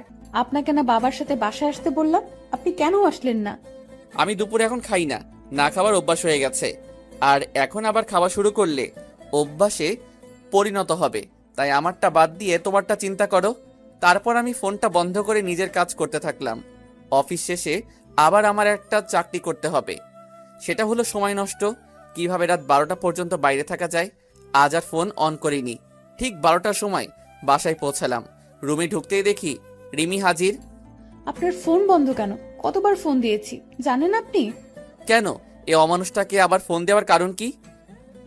তোমাকে বলেছি না বেশি রাত জাগতে নিষেধ করেছি না, তারপরও কেন রাত জাগো? হ্যাঁ, রাত জাগলে আমার সন্তান, শুধু আমার সন্তানটার ক্ষতি হতে পারে, তাই বেশি রাত জাগবে না। যাও ঘুমিয়ে পড়ো। রিমি আবার আমার দিকে কাঁদো কাঁদো মুখে তাকিয়ে আছে আমার দিকে, চোখের কোণে পানি জমতে শুরু করেছে। রিমি চোখ মুছে বলল, না আসলে ডেলিভারির আর তো বেশি সময় নেই, আর 1 মাস সময় আছে, তাই বলছিলাম কি এই 1 মাস আমার রুমে ঘুমাবেন। কেন তোমার রুমে কেন? আর তাছাড়া একটা জানোয়ারকে তোমার রুমে থাকলে তোমার সমস্যা হবে তো? না কোনো সমস্যা হবে না, আরো ভালো হবে। বলা যায় না কখন ডেলিভারির পেইন উঠে যাবে, আর রাতে কখন কি লাগে ঠিক মতো নিতে পারি না, তাই পরে যদি বাচ্চার কোনো প্রবলেম হয়? এবার আমি কিছু বললাম না, কারণ সবার আগে আমার বাবুটা, তারপরে অন্য কেউ। তাই রিমির সাথে রিমির রুমে চলে আসলাম। রিমি বিছানায় ঘুমালো আর আমি সোফায় ঘুমালাম। তারপর সকালে রিমির ঘুম থেকে ওঠার আগে অফিসে চলে আসলাম। পরের দিন এভাবে সারাদিন কাজ করে রাতে রিমির রুমে সোফায় শুয়ে আছি। তখন রিমি বলল, আচ্ছা, আমাদের বাবু হলে বাবুর নাম কি রাখবেন? আমাদের বাবু মানে শুধু আমার সন্তান, ও আর কারো না। আমার সন্তান, আমার যেটা ভালো লাগবে সেই নাম রাখবো। তোমার এই বিষয় মাথা না ঘামালেও চলবে। এখন ঘুমাও তুমি। রিমি এবার কান্না শুরু করে দিল। কিছুক্ষণ কান্না করতে করতে পরে ঘুমায় পড়ে। এভাবে কেটে যায় 1 মাস। এই 1 মাসে রিমি অনেক চেঞ্জ হয়ে গেছে, আমার উপর অধিকার খাটানো শুরু করছে। কিন্তু আমি রিমিকে সেই সুযোগ দিতাম না। প্রতিদিন সকালে নাস্তা করার জন্য ডাক দিত, কিন্তু আমি কোনো কিছু না বলে চুপ করে চলে আসতাম। এতে রিমি অনেক কষ্ট পেত। তারপর দুপুরে লাঞ্চ টাইমে প্রতিদিন আমাকে ফোন দেবে। আমি কেন ফোন বন্ধ করে রাখতাম, আর না হয় ফোন রিসিভ করতাম না। একদিন অফিসে কাজ করছি, তখনই বাবা আমার কাছে দৌড়ে আসলো আর বলল যে রিমিকে নাকি হাসপাতালে নিয়ে যাওয়া হয়েছে, ডেলিভারি পেইন উঠেছে। তাই আমি আর বাবা তাড়াতাড়ি হাসপাতালে চলে আসলাম। রিমিকে ডাক্তার ওটিতে নিয়ে গেছে আর মা বাইরে বসে আছে। কিছুক্ষণ পর ডাক্তার বেরিয়ে আসলো আর বলল আমার ছেলে হয়েছে আর রিমিও ভালো আছে। আমার ছেলের কথা শুনে আজ আমি সবচেয়ে বেশি খুশি। আসলে বাবা হওয়া যে কি আনন্দ, আর কেমন অন্যরকম একটা অনুভূতি কাজ করে মনের মধ্যে। খুশিতে আমার 2 চোখ দিয়ে পানি বের হয়ে গেল। ডাক্তার সাহেব, আমি কি আমার ছেলের সাথে দেখা করতে পারি? অবশ্যই করতে পারেন, কিন্তু সবাই প্রথমে নিজের বউয়ের কথা জানতে চায়। আর আপনি নিজের ছেলের কেন একবারও জিজ্ঞেস করলেন না যে আপনার স্ত্রী কেমন আছে? ডাক্তারের কথা শুনে আমি চুপ হয়ে গেলাম, আর পাশে থাকা মা বাবা সবাই কেমন দৃষ্টিতে তাকিয়ে আছে আমার দিকে। আমি মৃদু হেসে কেবিনে চলে গেলাম আর আমার সন্তানের কাছে গেলাম। নিজের ছেলেকে দেখে কেমন যেন নিজেকে খুব বাচ্চা লাগছে। পাশের বেডে রিমি শুয়ে আছে, সেদিকে আমার কোনো মাথা ব্যথা নেই। আমার শুধু আমার ছেলেকে চাই। তারপর মা আর বাবা কেবিনে আসলো। মা রিমির পাশে গিয়ে বসলো আর বাবা আমার কাছে এসে আমার ছেলের মাথায় হাত বুলিয়ে দিতে লাগলো। কিছুক্ষণ পর মা বাবা বাইরে চলে গেল। আমি এখন আমার ছেলের কাছে বসে আছি। কিছুক্ষণ পর রিমি বলল, আমার ছেলেকে আমার কাছে দাও, আমি তো এখনো ভালোভাবে দেখতে পারিনি। আমার এবার মাথায় প্রচন্ড রাগ উঠে গেল। কি বললে? তোমার ছেলে মানে? এটা শুধু আমার ছেলে, এর বাবাও আমি, মাও আমি। মনে থাকে যেন। আর কোনো অমানুষের বাচ্চা তোমার ছেলে হয় কিভাবে? তুমি একদম ওকে স্পর্শ করবে না। আমার ছেলেকে আমি দেখে রাখবো। তাই বলে আমি রিমিকে কিছু বলতে না দিয়ে বাইরে চলে আসলাম। রিমি কিছু বলতে চাইছিল, কিন্তু আমি তার আগে চলে এসেছি। অবশ্য রিমি আমার কথা শুনে কান্না শুরু করে দিয়েছিল। কাঁদুক, তাতে আমার কি? এর থেকে 1000 গুণ কষ্ট আমি পেয়েছি। পুরো 1 বছর আমার কষ্ট তিলে তিলে আমাকে শেষ করে দিয়েছে। তারপর বাইরে এসে সবকিছু ঠিকঠাক করে নিলাম। চট্টগ্রামের একটা টিকিট কাটলাম। তারপর আমার যা যা লাগে সবকিছু যাবতীয় জিনিস নিয়ে প্যাক করে নিলাম। আর 2টা চিঠি লিখলাম, একটা মায়ের জন্য আর একটা রিমির জন্য। আজ রাতেই আমি সবকিছু ছেড়ে আমার ছেলেকে নিয়ে এই শহর ছেড়ে চলে যাব। তারপর আমি দুপুরের পরে আবার হাসপাতালে গেলাম। গিয়ে দেখি রিমির পাশে আমার ছেলে চুপটি করে শুয়ে আছে। এতে আমার রাগটা আরো বেশি হয়ে গেল। আমি তাড়াতাড়ি গিয়ে রিমির পাশ থেকে আমার ছেলেটাকে তুলে নিলাম। ওই, তোকে না আমি মানা করেছি আমার ছেলেকে স্পর্শ করতে? তাও তুই কেন ধরেছিস? তুই কি ভুলে গেছিস আগের কথা? তুই কি বলে গালাগালি দিয়েছিলি আমার আর আমার ছেলেকে? তারপরও তুই কিভাবে ওকে কোলে নিস? হ্যাঁ, প্লিজ আনাফ, আমাকে ক্ষমা করে দাও। আমি আমার ভুল বুঝতে পেরেছি। একটা মা হওয়া যে কতটা আনন্দের তা আমি জানতাম না। প্লিজ আমার ছেলের কাছ থেকে আমাকে দূরে সরিয়ে দিও না। তুমি যা বলবে আমি সব শুনবো, তবু আমার ছেলেকে আমার কাছে ফিরিয়ে দাও। কেন সেদিন মনে ছিল না যেদিন আমার ছেলেকে আর আমাকে জানোয়ার, রাস্তার কুকুর, অমানুষ বলে গালাগালি দিয়েছিলি? তুই তো আমার ছেলেটাকে গালাগালি দিয়েছিস, কিন্তু তার বয়স মাত্র 2 মাস, তার তখন জন্ম হয়নি। তখন তুই গালাগালি দিয়েছিস। কোনো মা তার নবজাতক ছেলেকে এভাবে গালাগালি দিতে পারে না। তাই এর প্রতি তোর কোনো অধিকার নেই, মনে থাকে যেন। তাই বলে আমি ছেলেকে নিয়ে বাইরে একটা চেয়ারে বসে পড়লাম। আর এদিকে রিমি অঝোর ধারায় কান্না করতে থাকলো। তারপর বিকাল হতেই দেখি মা বাবা চলে আসলো হাসপাতালে। আমাকে ছেলে নিয়ে এভাবে বাইরে বসে থাকতে রেখে বাবা আমার কাছে আসলো। কিরে, কি হয়ে আমার দুলাভাইকে নিয়ে বাইরে বসে আছিস কেন? ভিতরে গিয়ে বস।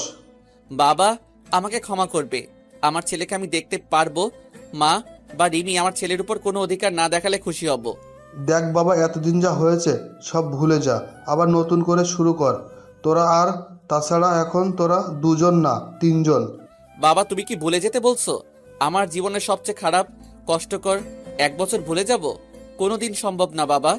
এতদিন আমাকে যেমন অবহেলা করে এসেছে, তেমনই আমি চাই না আমার ছেলেটা সব সময় আমার মতো অবহেলা নিয়ে বড় হোক।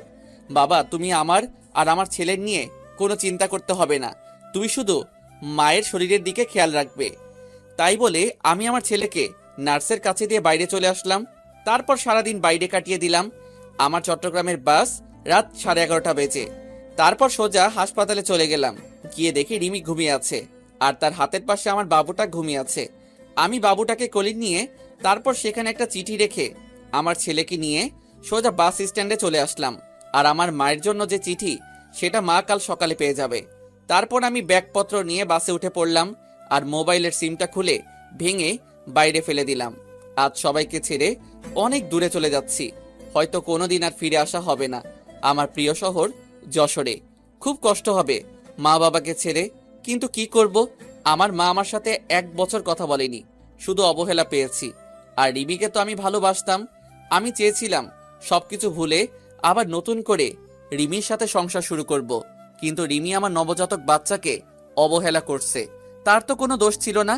তাই আমি আর চাই না অবহেলা নিয়ে বেঁচে থাকতে। তাই অচেনা শহরে চলে আসলাম নতুন করে জীবন শুরু করতে। পরের দিন সকালে রিমি ঘুম থেকে উঠে দেখে তার ছেলে নেই, আর সেখানে একটা চিঠি রাখা আছে। এদিকে সকালে আহনাপের মায়ের কাছে একটা চিঠি পৌঁছায় দিল একটা অচেনা ছেলে। আহনাপের মা চিঠি পড়তে লাগলো।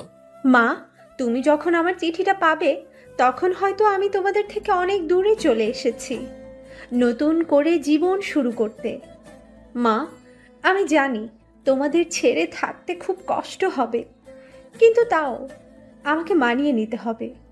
আমি যে 1 বছর তোমাদের কাছ থেকে অবহেলা পেয়েছি, সেটা আমি সহ্য করতে পারতাম না মা জান। খুব কষ্ট হতো। মাঝে মাঝে মনে হতো এই পৃথিবী ছেড়ে চিরতরে চলে যায়। কিন্তু আমি আমার ছেলের জন্য নিজের ক্ষতি করিনি, কারণ আমার যদি কিছু হয়ে যেত, তাহলে আমার ছেলেটাকে এমন অবহেলা নিয়ে বড় হতে হতো। আর আপনজন অবহেলা করলে কতটা কষ্ট হয় শুধু আমি জানি। তাই আমি তোমাদের ছেড়ে অনেক দূরে চলে যাচ্ছি। আমি তো তোমার কাছে সেই 1 বছর আগে মারা গেছি, তাই আর তোমাদের ছেলে বলে পরিচয় দিতে হবে না। আর আমার এই পাপী নোংরা চেহারা তোমাকে আর দেখতে হবে না। তাই আমি আমার ছেলেকে নিয়ে অনেক দূরে চলে যাচ্ছি মা, যেখানে কোনো অবহেলা নেই। যদি কোনোদিন ভুল করে থাকি, তাহলে ক্ষমা করে দিও মা। ইতি, তোমার অবহেলার পাও। আহনাফের মা চিঠিটা পড়া মাত্রই কান্না শুরু করে দিল, আর তাড়াতাড়ি উঠে হাসপাতালে যেতে লাগলো। এদিকে হাসপাতালে আহনাফের দেওয়ার চিঠি পড়তে থাকলো। রিমি, তুমি হয়তো জানো না, তোমাকে আগে 2 বছর যেভাবে ভালোবাসতাম, ঠিক সেইভাবে এখনো ভালোবাসি। কিন্তু আমার ভালোবাসা তুমি বুঝলে না। মনে করেছিলাম জেল থেকে বের হয়ে আবার তোমাকে বিয়ে করে দুজন সুখী থাকবো, কিন্তু বিয়ে হলেও আমরা সুখী হতে পারলাম না। তুমি যদি চাইতে তাহলে আমাদের সংসারটা আজ অন্যরকম হতো, কিন্তু তুমি চাওনি, কারণ আমি যে একটা অমানুষ জানোয়ার, তাই না? তুমি তো একদিন বলেছিলে আমার গর্ভে কোনো অমানুষের বাচ্চা ধারণ করতে পারবো না, কিন্তু আমি তোমার প্রতি কৃতজ্ঞ যে আমার ছেলেটাকে তোমার গর্ভে ধারণ করার জন্য। আর তুমি যেদিন আমাকে ভুল বুঝে থাপ্পড় মেরেছিলে, সেদিন জানো কতটা কষ্ট পেয়েছিলাম। আর তুমি কি বলেছিলে, আমাকে ক্ষমা করে দাও। আমি সেদিন রাগের মাথায় উল্টাপাল্টা বলে ফেলেছি। রিমি, তুমি কি জানো, মানুষ রাগের মাথায় সবসময় সত্যি কথা বলে। আর তাই সেদিন তুমি যা বলছো হয়তো সব সত্যি। আর আমি তোমার জীবন নষ্ট করেছিলাম। আজ সেই জীবন থেকে আমি চিরদিনের জন্য আমার ছেলেকে নিয়ে চলে যাচ্ছি। তুমি তো একদিন বলেছিলে তোর মতো পাপীর চেহারা আমি দেখতে চাই না, তাই আমি তোমার কথা রাখার জন্য চলে যাচ্ছি। আর আমার ছেলেকে আর কোনোদিন অমানুষ বলে গালাগালি করো না। তুমি পারলে যতদিন গালাগালি করো আমাকে করো। আমার ছেলেকে আমি কেমন ভাবে গড়ে তুলবো জানি না, কিন্তু তোমাদের মতো অবহেলা করব না যেভাবে তোমরা আমাকে করছো। তাই আমি চিরদিনের জন্য তোমাদের ছেড়ে চলে যাচ্ছি কোনো এক অজানা শহরে। যদি পারো আমাকে ক্ষমা করে দিও। হিতি একটা অমানুষ। রিমি আহনাফের চিঠি পেয়ে পাগলের মতো কান্না করতে থাকলো, আর আহনাফ বলে চিৎকার করতে থাকলো। তখনই আহনাপের মা আসলো রুমে, আর রিমি আহনাপের মাকে জড়িয়ে ধরে চিৎকার করে কান্না করতে থাকলো। আর বারবার আহনাপ ফিরিয়ে আসো, আমার ছেলেকে ফিরিয়ে দাও বলে চিৎকার করে কান্না করতে থাকলো। আর এদিকে আহনাপ তার ছোট ছেলেকে নিয়ে এক অচেনা শহরে চলে আসলো। কাউকে চিনে না, কোথায় থাকবে আহনাপ নিজেই জানে না। পরের দিন আমি আমার ছেলেকে নিয়ে একটা চায়ের দোকানে বসে আছি। আমি হালকা নাস্তা করে আমার ছেলের জন্য দুধ কিনে তাকে কষ্ট করে খাওয়ালাম। অনেক হয়েছে, এবার আমার ছেলের একটা নাম রাখতে হবে। তাই আমার ছেলের নাম আব্দুল্লাহ আল সামি রাখলাম, কিন্তু আমি তাকে সামি বলেই ডাকবো। আপনারাও ডাকতে পারেন সামি বলে। তারপর দোকানে আর কিছুক্ষণ বসে থাকার পরে হঠাৎ করে দোকানদার বলল, কি ব্যাপার, আপনি এতটুকু বাচ্চা নিয়ে এভাবে ঘুরে বেড়াচ্ছেন কেন? আর বাচ্চার মা কোথায়? আসলে আমি এই শহরে নতুন, তাই কাউকে চিনি না, আর থাকার একটা জায়গাও নেই, আর বাচ্চার মা নেই, আমি তার মা বাবা। তারপর দোকানদার কি যেন ভেবে বলল, আপনি চাইলে আমার বাড়ির পাশের একটা ছোট বাড়ি আছে, আপনাদের দুজনের থাকার জন্য বেশ ভালো জায়গা। আমি দোকানদারের কথা শুনে বেশ খুশি হলাম। আমি আর কিছু না ভেবে তার কথায় রাজি হয়ে গেলাম। তারপর তিনি আমাকে বাসাটা দেখিয়ে দিয়ে চলে গেল আর বলল, আমার বাড়িটা পাশেই, আমি আমার মেয়েকে বলে যাচ্ছি আপনার যা যা লাগবে সব কিছু যেন সে দেখে নেয়, আর কোনো সমস্যা হলে আমার মেয়েকে বলবেন। দোকানদার তাই বলে চলে গেল। আর আমি ঘরটা একটু দেখে নিয়ে কাজ শুরু করে দিলাম, মানে ঘর গোছানোর কাজ। কিছুক্ষণ পর দেখি একটা মেয়ে আসলো রুমে। ও, আপনি তাহলে তিনি যার কথা বাবা বলে গেল? তার মানে ইনি দোকানদারের মেয়ে হবে হয়তো। দেখতে মাশাল্লাহ বেশ সুন্দর, তবে গরিব বলে বেশি সাধারণভাবে চলাফেরা করে, তাই সৌন্দর্যটা বেশি ফুটে উঠছে না। জি, আমি এই ঘর ভাড়া নিয়েছি। আসলে এখানে কাউকে চিনি না তো, তাই আপনাকে আসতে হলো। আপনি একটু দেখিয়ে দিলেই চলবে। আরে আপনি কোনো চিন্তা করবেন না, আপনার যা যা দরকার বলবেন, আমি দেখিয়ে দেব।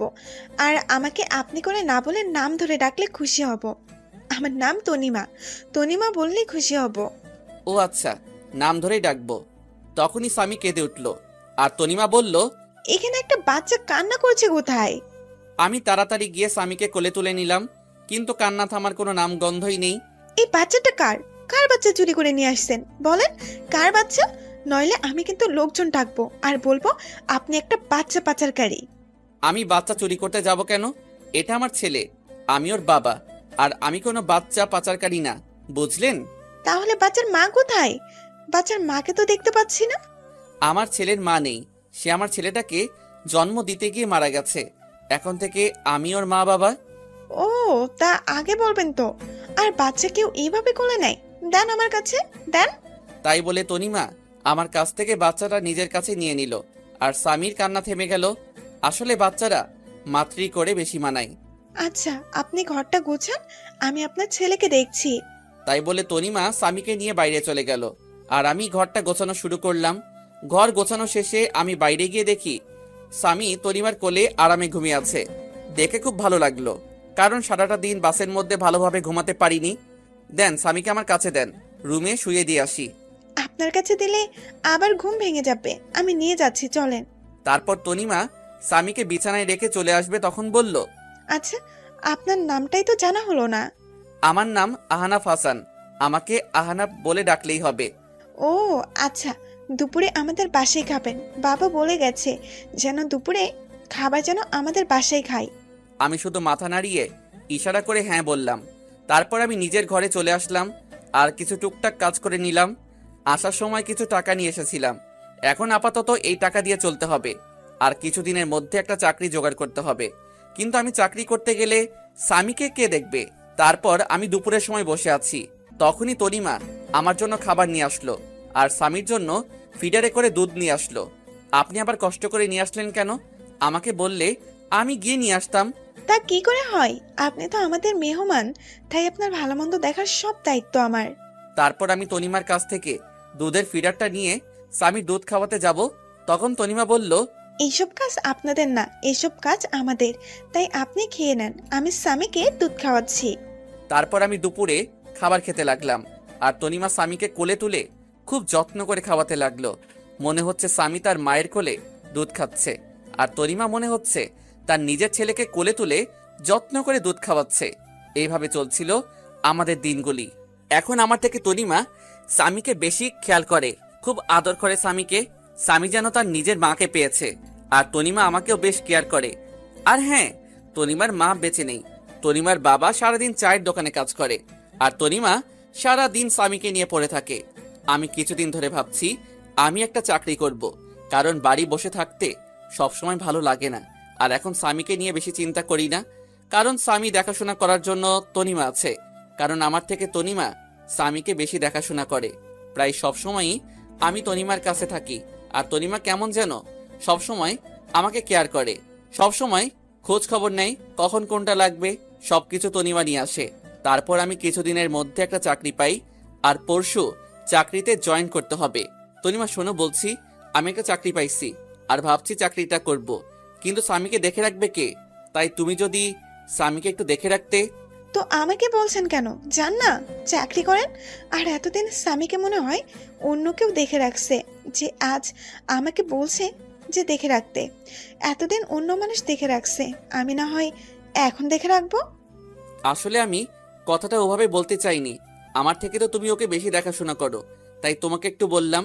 এখন তো আমি সে সকালে যাব, আর ফিরতে সন্ধ্যা হয়ে যাবে, তাই বললাম আর কি। আপনি কোনো চিন্তা করবেন না, স্বামীকে আমি ভালোভাবে দেখে রাখবো। আর স্বামী তো আমারই ছেলে, নাকি? কি বললে? স্বামী তোমার ছেলে মানে? কই, কখন বললাম? আমি তো বলছি সে তো আমার ছেলের মতোই। ও ঠিক আছে। কিছুদিন ধরে দেখছি তনিমা কেমন যেন সব সময় মনে মনে কি সব বলে, আর কেমন সব সময় আর চোখে আমার দিকে তাকিয়ে থাকে।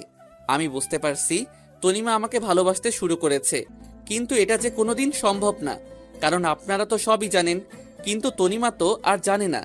তবে আমি বুঝতে পারছি তনিমাকে ছাড়া স্বামী লালন পালন করা সম্ভব না। আর তনিমা কেমন যেন স্বামীর নিজের ছেলের মতো দেখাশোনা করে। আর তনিমা মেয়েটা অনেক ভালো, কোনো অহংকার নেই তার মধ্যে। তারপর আমি অফিস জয়েন করলাম। তনিমা এখন আমাকে প্রতিদিন সকালে সবকিছু গুছিয়ে দেয়। সকালে উঠে নাস্তা তৈরি করে দেবে, তারপর সন্ধ্যার পর নিজের স্বামীর মতো করে রাতের খাবার নিয়ে অপেক্ষা করে। কিন্তু তনিমা যা ভাবছে তা কোনোদিন হবার নয়। তনিমাকে আমার সবকিছু বলতে হবে, নইলে পরে অনেক বড় সমস্যা হতে পারে। তাই ভাবলাম তনিমাকে সবকিছু বলে দেব। আমি সকালে অফিসে যাচ্ছি, তখন তনিমার বাবা আমাকে ডাক দিল। আমি তনিমার বাবার কাছে গিয়ে সালাম দিলাম। তনিমার বাবা সালামের উত্তর দিয়ে বলল যেন রাতে তাদের সাথে একসাথে রাতের খাবার খাই, আর কিছু কথা আছে, তাই রাতে এক জায়গায় কথাটা বলবে। আমি এত কিছু না ভেবে অফিসে চলে আসলাম। অফিস শেষে রাতে বাসায় ফিরলাম। ফ্রেশ হয়ে তনিমার বাবার সাথে একসাথে খেতে বসলাম। তখন তনিমার বাবা বলল, দেখো আনাব বাবা, তুমি যেদিন থেকে এখানে এসেছো তুমি দেখছো আমার মেয়েটা কেমন। আর আমার মেয়েটা তোমার ছেলেকে নিজের ছেলের মতো লালন পালন করে, তুমি তো সব জানো। আর আমার মা মরা মেয়েকে কোনোদিনই কষ্ট দেয়নি। আমি আমার মেয়ের কষ্ট হবে বলে আমি আর বিয়ে করিনি, তুমি তো সব জানো। আর স্বামীর জন্য একটা মা দরকার, আর তুমি কতদিন একা একা থাকবে। তাই বলছিলাম কি আমার মেয়েকে তুমি বিয়ে করে নাও বাবা। খুব টেনশন হয় বাবা, বৃদ্ধ হয়ে গেছি, কখন যে কি হয়ে যায় বলা যায় না। আমি তনিমার বাবা হিসেবে বলছি না, আমি তোমার ভালোর জন্যই বলছি। আঙ্কেল কি বলছেন এসব? আর আমি তনিমাকে কোনোদিন ওই চোখে দেখিনি। আর হ্যাঁ, তনিমা মেয়েটা অনেক ভালো, আমার ছেলেকে নিজের ছেলের মতো ভালোবাসে, আর আমারও খুব যত্ন নেয়। কিন্তু এটা সম্ভব না। কথাটা বলার সাথে সাথে তনিমার দিকে তাকালাম, দেখি তনিমার চোখ দিয়ে অঝোর ধারায় কান্না করতে করতে বাইরে চলে গেল। তনিমা মনে হয় আমাকে ভালোবাসে, আর তনিমা মনে হয় আমার কাছ থেকে এই কথা আশা করেনি। তাহলে কেন তনিমাকে বিয়ে করতে পারবে না? কি সমস্যা বলো দেখছি। অনেক সমস্যা আছে আঙ্কেল, আপনি আমার পুরো কাহিনী জানেন না। কেন আমি ছোট একটা বাচ্চা নিয়ে কেন এক শহর থেকে অন্য শহরে চলে আসলাম। আমার একটা পুরনো অতীত আছে, আর সেই অতীত শুনলে আপনি আর আমার সাথে আপনার মেয়েকে বিয়ে দিবেন না। তোমার একটা অতীত আছে? কই, তুমি তো আমাকে আগে বলনি। তখন বলার মতো পরিস্থিতি ছিল না, তাই বলিনি। কিন্তু আপনাদের কাছ থেকে আর লুকাবো না, সব বলবো আজ। তারপর আমি তনিমাকে ডাকলাম, আর আমার অতীতের পুরো কাহিনী বলতে থাকলাম। তারপর আমি আমার পুরানো অতীত সব খুলে বললাম। দেখি তনিমা কান্না করতে করতে অন্য রুমে চলে গেল, আর তনিমার বাবা কোনো কথা না বলে চলে গেল। তারপর আমি নিজের রুমে চলে আসলাম, দেখি আমার ছেলেটা ঘুমিয়ে আছে। আজ মা বাবা আর রিমির কথা খুব মনে পড়ছে। এতদিনে হয়তো রিমি অন্য কারোর সাথে বিয়ে করেছে, কারণ রিমির কাছে তো আমি একটা খারাপ মানুষ ছিলাম। আর মা মনে হয় আমার উপর এখনো রেগে আছে। পুরনো কথা ভাবতে ভাবতে কখন যে স্বামীর পাশে ঘুমিয়ে পড়েছি নিজেই জানি না। পরের দিন সকালে উঠে ফ্রেশ হয়ে নিলাম, অফিসে যাওয়ার জন্য রেডি হচ্ছি। কিন্তু আজ তনিমা আমাকে নাস্তা করতে ডাকলো না। মনে হয় আমার উপর রেগে আছে। কিন্তু আমি অফিসে গেলে স্বামীর কি হবে? স্বামীর বয়স 8 মাস, তাই তাকে একা রেখে যাওয়া যাবে না। প্রতিদিন তনিমা স্বামীকে তার কাছে নিজের মায়ের মতো দেখাশোনা করত। কিন্তু আজ কি হবে? আমি বিছানায় মাথা নিচু করে বসে আছি। তখনই তনিমা আসলো আর বলল, আপনি অফিসে চলে যান, আমি স্বামীকে দেখে রাখছি। আসলে কাল একটু দেরি করে ঘুমানোর জন্য সকালে উঠতে দেরি হয়ে গেল, তাই আপনার জন্য নাস্তা তৈরি করতে পারলাম না। কাল থেকে আবার তৈরি করে দেব। আমি তনিমার দিকে তাকিয়ে দেখি তনিমার চোখ মুখ ফুলে আছে, আর চোখ কিছুটা লাল হয়ে আছে। মনে হয় সারা রাত কান্না করেছে। তনিমা, আমাকে তুমি ক্ষমা করে দাও। তোমাদের কাছ থেকে আমার পুরনো অতীত লুকানোর জন্য যদি সেদিন সবকিছু বলে দিতাম, তাহলে আজ তোমাকে কষ্ট পেতে হতো না। কিন্তু কি করব বলো, আমি যে চাইলেও সবকিছু ভুলে যেতে পারবো না। আপনি কেন ক্ষমা চাইছেন? আর অন্যায় তো আমি করেছি। আমি আপনার সম্পর্কে সবকিছু না জেনে আপনাকে ভালোবেসেছি। আমি আর আপনাদের মধ্যে আসবো না, কিন্তু স্বামীকে আমার কাছ থেকে দূরে রাখবেন না। স্বামী আপনার ছেলে, আমি কোনোদিন ভাবিনি, সব সময় নিজের ছেলে মনে করে এসেছি। প্লিজ স্বামীকে আমার কাছ থেকে দূরে সরিয়ে দেবেন না। আমি তনিমার কথা চোখ দিয়ে টপটপ করে পানি পড়তে থাকলো। রিমির মধ্যে আর তনিমার মধ্যে কত পার্থক্য! রিমি নিজের সন্তানকে অমানুষ বলে, গালাগালি করে, আর তনিমা স্বামী কিছু না হওয়া সত্ত্বেও স্বামীর জন্য কত ভালোবাসা তার। আমি স্বামীর কাছে গিয়ে স্বামীর 2 গালে 2টা চুমু দিয়ে স্বামীকে তনিমার কোলে তুলে দিয়ে চলে আসলাম অফিসে। এভাবে চলতে থাকলো আমার একাকিত্ব জীবন। এখন স্বামী হাঁটতে শিখে গেছে, আর সব সময় তনিমার সাথে সব সময় দুষ্টামি করে। তনিমা এখন আর আমার উপর তেমন অধিকার দেখায় না। হয়তো তনিমা বুঝে গেছে যে পাওয়ার নাই, তা নিয়ে ভেবে লাভ নাই। আর তনিমা স্বামীকে সব সময় কাছে রাখে, খুব আদর করে স্বামীকে। একদিন অফিস থেকে বাসায় আসলাম, তখন তনিমা স্বামীকে আমার কাছে দিতে আসলো। আজ স্বামী আমাকে মা ডেকেছে জানেন? তনিমা, তুমি সব জানো আমার প্রতি ঘটে যাওয়া সব ঘটনা, আর আমি চাই না স্বামী আপনাকে মা বলে ডাকুক, কারণ আপনি তো আর সারা জীবন আর স্বামীকে দেখাশোনা করবেন না। আজ না হয় কাল তোমার বিয়ে হয়ে যাবে, তখন আমি চাই না স্বামী তার মায়ের জন্য কান্না করুক। তাই তুমি ভবিষ্যতের কথা চিন্তা করে এখন মানিয়ে নিলে খুশি হতাম। আমি বুঝতে পারছি, আমি চেষ্টা করব। এভাবে চলে গেল আরো 2 বছর। এখন স্বামী ভালোভাবে কথা বলতে পারে। স্বামী এখন আমাকে আব্বু বলে ডাকে। যেদিন স্বামী আমাকে আব্বু বলে ডেকেছিল, সেদিন যে কত খুশি হয়েছিলাম তা ভাষায় প্রকাশ করা যাবে না। আর এখন স্বামী তনিমাকে আন্টি বলে ডাকে। আমি জানি এসব তনিমা শিখিয়ে দিছে। এভাবে আরো কিছুদিন যাওয়ার পর তনিমা এসে বলল, বাবা আমার বিয়ে ঠিক করে ফেলেছে, কিন্তু সে স্বামীকে ছাড়া থাকতে পারবে না বলে অজরধারায় কান্না করতে থাকলো। আমি কি বলে তনিমাকে সান্ত্বনা দেব কিছু খুঁজে পাচ্ছি না, কারণ সেই ছোট থেকে স্বামী কোলে তুলে নিজের হাতে খাইয়ে বড় করেছে। সবাই কষ্ট হওয়ার কথা, কিন্তু বাস্তবটাকে মেনে নিতে হবে, নইলে পরে অনেক সমস্যার মধ্যে পড়তে হবে। কিছুদিনের মধ্যে তনিমার বিয়ে হয়ে গেল। এই কয়দিন স্বামীকে সবসময় কাছে নিয়ে রাখতাম, কারণ স্বামী এখনো ছোট। তাই কিছুদিন তনিমার থেকে দূরে রাখলে স্বামী হয়তো তনিমাকে আস্তে আস্তে ভুলে যাবে। তনিমা বিয়ের দিন স্বামীকে জড়িয়ে ধরে অনেক কান্না করেছিল, যেন মা তার ছেলেকে চিরদিনের জন্য ছেড়ে চলে যাচ্ছে। তনিমার কান্না দেখে আমারও খুব কান্না পাচ্ছিল। তারপর তনিমার বিয়ে হয়ে গেল। কিছুদিন স্বামী কান্না করছিল তনিমা না দেখতে পেয়ে, কিন্তু স্বামী ছোট, সে কারণে কিছুদিন পর আর কান্না করে না। এখন স্বামীকে আমার সাথে আমার অফিসে নিয়ে যাই। অফিসের সবাই স্বামীকে অনেক ভালোবাসে, সবাই স্বামীকে দেখে রাখে, সবাই স্বামীকে আদর করে। কিছুদিন পর অফিস থেকে জানালো আমার ট্রান্সফার করা হয়েছে, আর এখন আমার অফিস ঢাকাতে পোস্টিং করা হয়েছে। আমিও সবকিছু মেনে নিলাম। তনিমার বাবার কাছ থেকে বিদায় নিয়ে ঢাকাতে চলে আসলাম। তবে ঢাকাতে আসার আগে তনিমা কিভাবে খবর পেয়েছিল আমরা একেবারের জন্য ঢাকায় চলে যাচ্ছি, সেদিন তনিমা এসে স্বামীকে কোলে তুলে অনেক আদর করে আর বলে মাঝে যেন তার সাথে দেখা করি। তারপর আমরা ঢাকায় চলে আসি। তারপর দেখতে দেখতে আরো 2টা বছর চলে গেল। এখন স্বামীকে একটা স্কুলে ভর্তি করিয়ে দিছি। আমি অফিসে যাওয়ার সময় স্বামীকে স্কুলে দিয়ে আসি, আর স্কুল শেষে স্বামীকে আমার অফিসে নিয়ে আসি। তারপর অফিস শেষে দুজন বাসায় চলে আসি। একদিন স্বামী বলল, আব্বু আব্বু তুমি জানো, স্কুলে আমার সব বন্ধুরা তাদের আম্মুর সাথে যায়, তাদের আম্মু তাদের কত ভালোবাসে, কিন্তু আমার আম্মু নেই কেন? ও আব্বু, বলো আব্বু, আমার আম্মু কোথায়? আমি স্বামীর কথা শুনে অনেক অনেক বেশি অবাক হলাম। কারণ এই 5 বছরে আমি একদিনও তার মায়ের কথা জিজ্ঞাসা করিনি। তাহলে আজ কেন তার মায়ের কথা জিজ্ঞাসা করলো? মনে হয় স্কুলে তার বন্ধুদের মায়ের সাথে আসতে দেখে স্বামীরও তার মায়ের কথা মনে পড়ছে। বাবা, তোমার আম্মু আমাদের উপর রেগে আছে, তাই আমাদের কাছে থাকে না। তোমার আম্মু আমাদের ছেড়ে দূরে কোথাও চলে গেছে।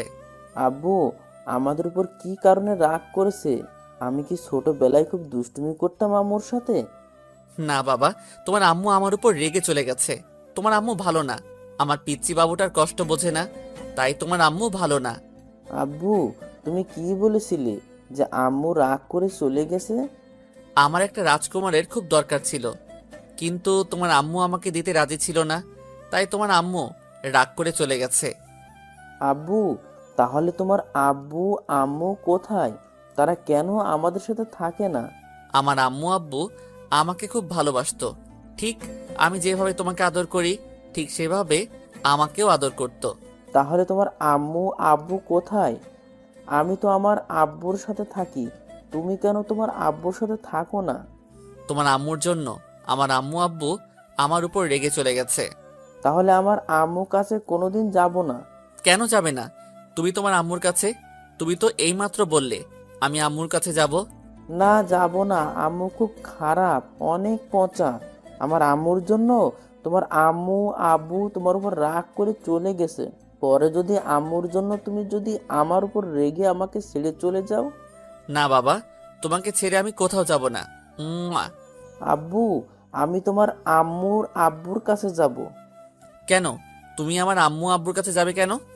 আমি তোমার আম্মু আব্বুর কাছে গিয়ে মাপ চাইবো, যেন আমার আব্বুর ওপর যেন আর রেগে না থাকে।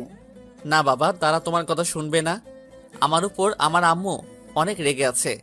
না আব্বু, আমি যাব আর তোমার আম্মুর কাছে পা জড়ি ধরে মাপ চাইবো, যেন তোমাকে মাপ করে দেয়। আচ্ছা বাবা, তোমার পরীক্ষা শেষ হলে নিয়ে যাব। ঠিক আছে বাবা। ঠিক আছে আব্বু। তাই বলে স্বামী শুয়ে পড়ল। আর আমি ভাবতে থাকলাম, আমাকেও অনেক মা বাবাকে দেখতে ইচ্ছে করছে। অনেকদিন মা বাবাকে দেখিনি। তাই স্বামীর পরীক্ষা শেষ হলে কিছুদিনের জন্য আবার সেই নিজের চিরচেনা শহর যশোরে যাব। এতদিনে মনে হয় রিমি আর একটা বিয়ে করে স্বামীর সাথে সুখে শান্তিতে সংসার করছে। রিমি সুখে থাকলেই ভালো। আমি আর কারো প্রতি মায়া জন্মাতে দেব না। এক রিমিকে ভালোবেসে আমার জীবনটা শেষ করে দিয়েছে। আমার মা বাবার কাছ থেকে আলাদা করে দিছে। আমি আর আমার ছেলের মাঝখানে অন্য কাউকে আসতে দেব না। তারপর পুরনো কথা ভাবতে ভাবতে কখন যে ঘুমিয়ে পড়েছি ঠিক খেয়াল নেই। তারপর সকালে ফ্রেশ হয়ে স্বামীকে তৈরি করে স্বামীর স্কুলে নামিয়ে দিয়ে আমি অফিসে চলে আসলাম। এইভাবে দেখতে দেখতে স্বামীর পরীক্ষা শেষ হয়ে গেল। আর আমারও অফিস কিছুদিনের জন্য ছুটি নিয়ে আমার নিজের শহরে যাওয়ার জন্য ব্যাগপত্র গুছিয়ে নিলাম। পরের দিন রাত 12টার সময় ঢাকা টু যশোর 2টা টিকিট কিনে বাসে উঠে পড়লাম। আজ 5 বছর পর নিজের শহরে যাচ্ছি। মনের মধ্যে কেমন অন্যরকম একটা ভয় কাজ করছে। দীর্ঘ 6 ঘন্টা জার্নি করার পরে নিজের শহরে পৌঁছালাম। খুব ভালো লাগছে। অনেক দিন পর নিজের শহরে আসলাম। অনেক স্মৃতি জড়িয়ে আছে এই শহরের সাথে। তারপর একটা সিএনজি নিয়ে নিজের বাড়ির দিকে রওনা হলাম। 30 মিনিট পর আমার বাসার সামনে আসলাম। বাড়িটা এখনো আগের মতো রয়েছে। এবারও মনে হয় বাড়িতে চুনকাম করা হয়নি। আমি দরজার সামনে দাঁড়িয়ে কলিং বেল বাজালাম। কিছুক্ষণ পর দরজা খুলে গেল আর আমার মা দরজা খুলে দিল। মা আমাকে দেখে আমার দিকে অবাক দৃষ্টিতে তাকিয়ে আছে। মা আমাকে দেখে অঝোর ধারায় কান্না করে দিল আর আমাকে জড়িয়ে ধরে হাউমাউ করে কান্না করছে। আমিও 5 বছর পর মাকে দেখে আমিও কান্না করে দিলাম। আব্বু তুমি কান্না করছো কেন? আর ইনি কি তোমার আম্মু? হঠাৎ করে স্বামী ডাকে আমাদের হুঁশ ফিরল। মা আমাকে ছেড়ে দিয়ে বলল, আমার দাদু ভাই। আমি মাথা ঝাঁকিয়ে ইশারা করে বললাম, হ্যাঁ। এবার মা নিচু হয়ে স্বামীর সামনে বসে পড়ল আর সারা মুখে মা চুমু দিতে থাকলো আর জড়িয়ে ধরে কান্না করতে লাগলো আর বলল, বাবা আহনাফ, আমাকে ক্ষমা করে দে বাবা। তোকে না বুঝে অনেক কষ্ট আর অবহেলা করেছি রে বাবা। আমাকে তুই মাফ করে দে। মা কি বলছো তুমি? ছেলের কাছে কোনো মা মাপ চাই? তুমি আমাকে মাফ করে দাও এই 5 বছর তোমাদেরকে ছেড়ে দূরে থাকার জন্য। তুমি কাঁদছো কেন আব্বুর আম্মু? তুমি আমার আব্বুর উপর এখনো রেগে আছো? আমার আব্বুকে তুমি মাফ করে দাও। না দাদু ভাই, তোমার আব্বুর উপর আমার কোনো রাগ নেই, তবে অনেক অভিমান রয়েছে। 5 বছর আমার কথা তার একবারও মনে পড়েনি। খুব অভিমান তোমার আব্বুর উপর। আমার উপরে কি রাগ আর অভিমান করে আছো তুমি? যদি রাগ থাকে তাহলে আব্বুর মতো আমাকেও মাফ করে দাও। না দাদু ভাই, তোমার উপর কোনো রাগ বা অভিমান নেই। তুমি তো আমার সোনা দাদু ভাই। তাহলে আজ থেকে আমি তোমাকে কি বলে ডাকবো? আমাকে দাদু ভাই বলে ডাকবে, কেমন? আচ্ছা দাদু ভাই, তাই বলবো। তারপর আমরা বাসার ভিতরে ঢুকে গেলাম। বাসাটা ঠিক আগের মতোই আছে, কিছু পরিবর্তন হয়নি, শুধু অবহেলাটা নেই। তারপর ব্যাগপত্র নিয়ে আমি আর স্বামী উপরে উঠে রুমে প্রবেশ করলাম। আর তখন আমি বেশ অবাক হলাম, মানে প্রচণ্ড অবাক হলাম, কারণ আমি কোনোদিন ভাবতে পারিনি রিমি এখানে থাকবে। হ্যাঁ, রিমি দেখি বিছানায় বসে আছে। অন্যদিকে ফিরে আমরা এসেছি হয়তো এখনো জানে না, কিন্তু রিমি এই বাড়িতে কেন? রিমিকে তো আমি মুক্ত করে দিয়েছি, তাহলে রিমি কেন এখনো এই বাড়িতে পড়ে আছে? আব্বু চলো, দাঁড়িয়ে পড়লে কেন? স্বামীর কথা শুনে রিমি আমাদের দিকে ফিরল। আমাদেরকে দেখে রিমির সাথে সাথে বিছানা থেকে লাফ দিয়ে নেমে পড়ল আর অবাক করা দৃষ্টিতে তাকিয়ে আছে আমাদের দিকে। রিমি আমার থেকে অনেক চেঞ্জ হয়ে গেছে, অনেক শুকিয়ে গেছে আর পাতলা হয়ে গেছে। রিমি কিছু বলছে না, চোখের পানি টলমল করছে। রিমি এবার দৌড়িয়ে এসে আমাকে জড়িয়ে ধরলো আর চিৎকার করে কান্না করতে থাকলো। রিমি আমাকে জড়িয়ে ধরে জোরে জোরে কান্না করছে আর আমার গালে হাত দিয়ে আমার কপালে 2 গালে দাড়িতে পাগলের মতো চুমু খেতে লাগলো আর শক্ত করে জড়িয়ে ধরে আছে। কোথায় ছিলে তুমি এই 5 বছর? তুমি চলে যাওয়ার পর তোমাকে আমি পাগলের মতো খুঁজেছি। জানো, তুমি চলে যাওয়ার পরে আমি পাগলের মতন হয়ে গেছিলাম। তোমাকে অবহেলা করতে করতে কখন যে ভালোবেসে ফেলেছিলাম নিজেই জানি না। কিন্তু আমাকে কি না বলতে দিয়ে আমাকে ছেড়ে চলে গেলে? খুব ভালোবাসি তোমাকে, প্লিজ আমাকে আর ছেড়ে চলে যেও না। আমি রিমিকে এক ঝটকায় সরিয়ে দিলাম আর বললাম, কে আপনি? আর আমাকে এভাবে জড়িয়ে ধরে কান্না করছেন কেন? আর কি সব ভালোবাসার কথা বলছেন? আমি কাউকে ভালোবাসতাম, এখন আর কাউকে ভালোবাসি না। রিমি আমার কথা শুনে যেন মনে হলো রিমির মাথায় যেন আকাশ ভেঙে পড়ল।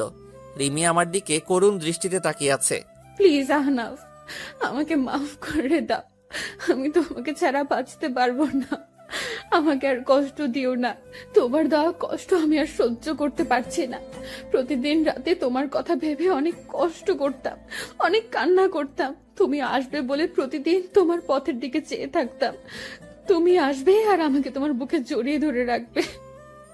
প্লিজ আমাকে মাফ করে দাও। আমি আর কষ্ট সহ্য করতে পারছি না। হাসালে, তুমি আমাকে ভালোবাসো তাই না? কোথায় ছিল তোমার এত ভালোবাসা যেদিন তোমাকে একবার দেখার জন্য টানা 2 বছর তোমার পিছনে পড়েছিলাম? কোথায় ছিল তোমার ভালোবাসা যেদিন আমি ভালোবাসার নামে শুধু অবহেলা পেয়েছি? তোমার কাছে প্রতিদিন মাফ চাইতাম আমার একটা মাত্র অন্যায়ের জন্য, কিন্তু আমি কি পেয়েছি? শুধু কিছু সুন্দর সুন্দর গালাগালি আর মায়ের অবহেলা। তুমি কি জানো আপনজনের অবহেলা কত কষ্টকর, কতটা অসহ্য, যা আমাকে ভিতর থেকে একদম শেষ করে দিয়েছে। তাই আমি আর কখনো অবহেলা সহ্য করতে পারবো না। আর কারো প্রতি আমার কোনো টান নেই বা ভালোবাসা নেই। এখন শুধু আমি আমার ছেলেকে নিয়ে বাঁচতে চাই। আমার পুরো পৃথিবী জুড়ে এখন শুধু আমার ছেলে রয়েছে। আমি আর কাউকে আমার পৃথিবীতে প্রবেশ করতে দেব না। রিমি এবার নিচে তাকিয়ে দেখে স্বামী দাঁড়িয়ে আছে। রিমি স্বামীকে দেখে আরো জোরে কান্না শুরু করে দিল আর রিমি হাঁটু ভাঁজ করে স্বামীর সামনে গিয়ে বসে পড়ল আর জড়িয়ে ধরলো স্বামীকে। স্বামীকে জড়িয়ে ধরে কান্না করতে থাকলো আর 2 গালে চুমু খেলো। রিমির এমন ঢঙের ভালোবাসা দেখে আমার রাগটা চরমে উঠে গেল। রিমির সেসব বলা কথা হঠাৎ করে মনে পড়ে গেল। আমি রিমির কাছে থেকে স্বামীকে সরিয়ে নিয়ে স্বামীকে কোলে তুলে নিলাম। কি করছেন আপনি? আমার ছেলেকে এভাবে জড়িয়ে ধরেছেন কেন? আর ওকে এভাবে চুমু দিচ্ছেন কেন? কোনো অধিকার নেই আমার ছেলের উপর। কেন? আমার ছেলেকে আমি জড়িয়ে ধরবো, তাতে অধিকারের কি আছে এখানে? তোমার ছেলে তাই না? কেউ একজন বলেছিল কোনো অমানুষের বাচ্চা আমার বাচ্চা হতে পারে না। তাই তাকে নষ্ট করে দিতে চেয়েছিল। আর আমি আমার ছেলে তো একটা অমানুষ, আর আমাদের মতো অমানুষকে আপনি নিজের ছেলে বলে দাবি করছেন? শুনে রাখুন, স্বামী শুধু আমার ছেলে, আর কারো নয়। কেউ যদি আমার ছেলেকে আমার কাছ থেকে নিতে আসে, তাহলে আমার থেকে কেউ খারাপ হবে না। এই বলে আমি ব্যাগপত্র আর স্বামীকে নিয়ে আমি আগে যেই রুমে থাকতাম সেই রুমে চলে আসলাম। রুমটা ঠিক আগের মতোই আছে। মনে হয় প্রতিদিন কেউ রুমটা নিজের মতো করে গুছিয়ে রাখতো। আর এদিকে রিমি কান্না করতে করতে নিচে নেমে সোজা মাকে জড়িয়ে ধরে কান্না করতে থাকলো। কি হয়েছে রিমি, কান্না করছো কেন? মা, আমি কি এতটাই খারাপ যে তোমার ছেলে আমাকে এতটা ঘৃণা করে? এমনকি আমার ছেলেকে আমি একটু জড়িয়ে ধরেছি বলে তোমার ছেলে বলল আমার ছেলের উপর নাকি আমার কোনো অধিকার নেই। তুমি বলো মা, আমার ছেলেকে আমি আদর করব না তো কে আদর করবে? আর তোমার ছেলে বলল আমি যেন আমার ছেলেকে স্পর্শ না করি। আহনাফ মনে হয় আগের কথা কিছু ভুলতে পারেনি, এখনো মনে হয় তোর উপর রেগে আছে, তাই হয়তো তোর সাথে এমন ব্যবহার করছে। যখন তোর প্রতি রাগ কমে যাবে তখন দেখবি আস্তে আস্তে সব ঠিক হয়ে যাবে। তুই শুধু আমার ছেলেকে ভালোবেসে যাবি, দেখবি একদিন সব কিছু ভুলে তোর কাছে ফিরে আসবে। তারপর আমি রুমে এসে কাপড় চেঞ্জ করে ফ্রেশ হয়ে নিলাম। তারপর একটু রেস্ট নিয়ে নিচে আসলাম দুপুরের খাবার খেতে। মা বাবা এখনো আসেনি অফিস থেকে। এখনই চলে আসবে, আমি ফোন করে সব বলে দিয়েছি, এখনই চলে আসবে। তুই খেতে বস। আর দাদু ভাই, তুমি আমার কাছে আসো, আজ খুব ভালো লাগছে। আজ অনেক দিন পর একসাথে এক টেবিলে খেতে বসলাম। মা রিমি, তুমি আহনাফের পাশে বসে আহনাফকে খাবার আগিয়ে দাও। তারপর যেই রিমি আমার পাশে বসলো, আমি উঠে গেলাম চেয়ার থেকে। মা, আমি পরে খেয়ে নেব, এখন খেতে ইচ্ছে করছে না। আর স্বামীকে খাইয়ে দিয়ে সোজা আমার রুমে নিয়ে আসবে, ঠিক আছে মা? তাই বলে আমি উপরে উঠে রুমে চলে আসলাম। এভাবে কিছুক্ষণ রেস্ট নেওয়ার পর বাসার কাজের লোক আমার রুমে খাবার দিয়ে গেল। খাবার খেয়ে একটু রেস্ট নিয়ে নিলাম, কিন্তু স্বামী এখনো রুমে আসলো না কেন? আমি উঠে নিচে গিয়ে দেখি রিবি আর স্বামী নিচে বসে আছে। বলতে গেলে স্বামী রিমির কোলে বসে বসে খেলা করছে, আর রিমি মাঝে মাঝে স্বামীর মুখে চুমু দিচ্ছে। আমি রিমির কাছ দেখে মাথাটা পুরো গরম হয়ে গেল। যখন জানতে পারে আমাদের ছেলে আসছে পৃথিবীতে, তখন রিমি যতটা না আমাকে অবহেলা করছে, তার থেকে বেশি গালাগালি করছে আমার ছেলেটাকে। তাই আমি সোজা নিচে নেমে চলে আসলাম। আমি নিচে গিয়ে রিমির কোল থেকে স্বামীকে নিয়ে নিলাম। আপনাকে বলছি না আমার ছেলের উপর কোনো অধিকার দেখাতে আসবেন না? তারপরও কেন আমার ছেলের কাছে আসার চেষ্টা করছেন? আর আমি চাই না কোনো জানোয়ারের বাচ্চা কাছে আসুক। তাই বলে আমি ওখান থেকে স্বামীকে নিয়ে বাবাকে রুমে নিয়ে গেলাম। বাবা, তোমার দাদাভাই আমার ছেলে স্বামী। বাবা স্বামীকে দেখে কোলে তুলে আদর করতে লাগলো। তারপর বাবার সাথে কিছুক্ষণ কথা বলে বাবা চলে গেল। তারপর আমি আর স্বামী একটু ঘুমিয়ে বিকালে উঠে একটু বাইরে হাঁটতে বের হলাম। অনেকদিন পর এই এলাকাতে আসলাম। কিছু চেনা পরিচিত মানুষের সাথে কথা বলে রাতে বাসায় আসলাম। আমি আর স্বামী রুমে বসে আছি, তখন রিমি রুমে আসলো। চলেন, রাতের খাবার খেয়ে নেবেন, সবাই নিচে অপেক্ষা করছে। আমি খাবো না, আর আমার খাওয়া নিয়ে তোমাকে চিন্তা করতে মানা করছি না? আর এর আগে 1 বছর যখন আমার খাবার কথা নিয়ে ভাবনি, এখনো না ভাবলেই চলবে। আমি আগে যেরকম ভাবে বাইরে খেতাম, এখনো বাইরে বাইরে খাবো। আপনি শুধু মাকে বলেন স্বামীর খাবারটা যেন উপরে দিয়ে যায়। রিমি আর কিছু না বলে কান্না করতে করতে চলে গেল। কাঁদুক, তাতে আমার কি? আমিও অনেক কান্না করেছি, কেউ দেখেনি আমার কান্না। কিছুক্ষণ পর মা রুমে আসলো। বাবা আহনাফ, তুই কি এখনো আমাদের উপর রাগ করে আছিস বাবা? যদি এখনো রাগ করে থাকিস তাহলে মাফ করে দে বাবা, আমরা সবাই নিজেদের ভুল বুঝতে পেরেছি। চল বাবা, একসাথে খেয়ে নি। না মা, আমার কিছু খেতে ইচ্ছে করছে না। আর তাছাড়া আমার বাইরের খাবার খেয়ে অভ্যাস হয়ে গেছে, তাই বাসার খাবার না খেলেও চলবে। তুমি স্বামীকে নিয়ে খাইয়ে দাও, আমি রুমে বসে আছি। মা আর কোনো কথা না বলে স্বামীকে নিয়ে চলে গেল। যাওয়ার সময় দেখলাম মায়ের চোখে হালকা পানি টলমল করছে। খুব কষ্ট হলো মায়ের চোখে পানি দেখে। মা কোনো দোষ করেনি, রিমির জন্যই তো মা আমাকে অবহেলা করত। না, মাকে আর কষ্ট দেব না। তারপর কিছুক্ষণ পর দেখি রিমি স্বামীকে দিয়ে গেল, আর আমি স্বামীকে বিছানায় বসিয়ে রুমের দরজা বন্ধ করে দিলাম। রিমির চোখে পানি দেখলাম, কাঁদলে কাঁদুক, তাতে আমার কিছু করার নেই। বিছানায় শুয়ে শুয়ে ভাবছি রিমি আমাকে আগে দু চোখে দেখতে পারতো না, আর এখন কেমন দৃষ্টিতে তাকিয়ে থাকে। রিমির চোখে এখন আমার জন্য অন্য কিছু দেখি। হয়তো আমার অনুপস্থিতিতে আমাকে ভালোবেসে ফেলছে, কিন্তু রিমির উপর যে এখন আমার কোনো রকম ফিলিংস কাজ করে না। 5 বছর আগের কথা মনে পড়লে ভীষণ রাগ আর কষ্ট হয় খুব। পুরনো কথা ভাবতে ভাবতে কখন যে ঘুমিয়ে গেছি নিজেই জানি না। পরের দিন সকালে ঘুম থেকে উঠে দেখি স্বামী বিছানায় নেই। আমি তাড়াতাড়ি বিছানা থেকে উঠে চোখ মুছতে মুছতে নিচে এসে দেখি স্বামীকে সুন্দর পোশাক পরিয়ে নিজের কোলে তুলে খুব সুন্দর করে নিজের হাতে খাইয়ে দিচ্ছে, আর তারা কথা বলছে। বাবা, তোমার এতদিন মায়ের কথা মনে পড়েনি? খুব মনে পড়তো আম্মু। আমার স্কুলের সব বন্ধুদের তাদের মা স্কুলে নিয়ে যেত, আবার নিয়ে আসতো। খুব মন খারাপ হতো তখন, কিন্তু আব্বুকে যেই মায়ের কথা বললাম তখন আব্বু বলতো আমার নাকি কোনো মা নেই, আমার মা নাকি খুব পচা। আমাকে আর আব্বুকে অনেক গালাগালি করতো আর অবহেলা করতো। কিন্তু আম্মু, তুমি তো অনেক ভালো। আম্মু, তাহলে আব্বু ওরকম কথা বলতো কেন যে তুমি অনেক খারাপ পচা? স্বামীর কথা শুনে রিমির মুখটা মুহূর্তের মধ্যে ফ্যাকাশে হয়ে গেল, কারণ সে নিজেই তো তার ছেলেকে আর আহনাফ অনেক গালাগালি আর অনেক খারাপ ভাষায় কথা বলেছে। ভাবতেই চোখ দিয়ে 2 ফোঁটা নোনা জল বের হলো। আমি আর দাঁড়িয়ে না থেকে রিমির সামনে চলে গেলাম। এই যে মিস ভদ্রমহিলা, আপনার লজ্জা করে না পরের ছেলেকে আদর করতে? আর আমাদের মতো পাপী নোংরা মানুষকে স্পর্শ করলে আপনার আবার সমস্যা হবে। আর স্বামী, তোমাকে না বলছি আমাকে না বলে কোথাও যাবে না, তাহলে কেন এখানে আসছো? আর আমি বলেছি না তোমার আম্মু নেই, তাহলে কেন এই মহিলাকে আম্মু বলছো? আর যেন কোনোদিন তোমাকে আম্মু বলতে না দেখি, মনে থাকবে তো? আর আমি তোমার আব্বু আম্মু, মনে থাকবে তো? আব্বু, কিন্তু এই আম্মুটা বলেছে উনি নাকি আমার আম্মু, তাই আমি আম্মু বলে ডেকেছি। আর এই আম্মু আমার অনেক ভালোবাসে আর আদর করে, আমি আম্মু বলে ডাকি। চুপ, একদম চুপ। আর একবার আম্মু বলে তোমাকে একটা থাপ্পড় মারবো।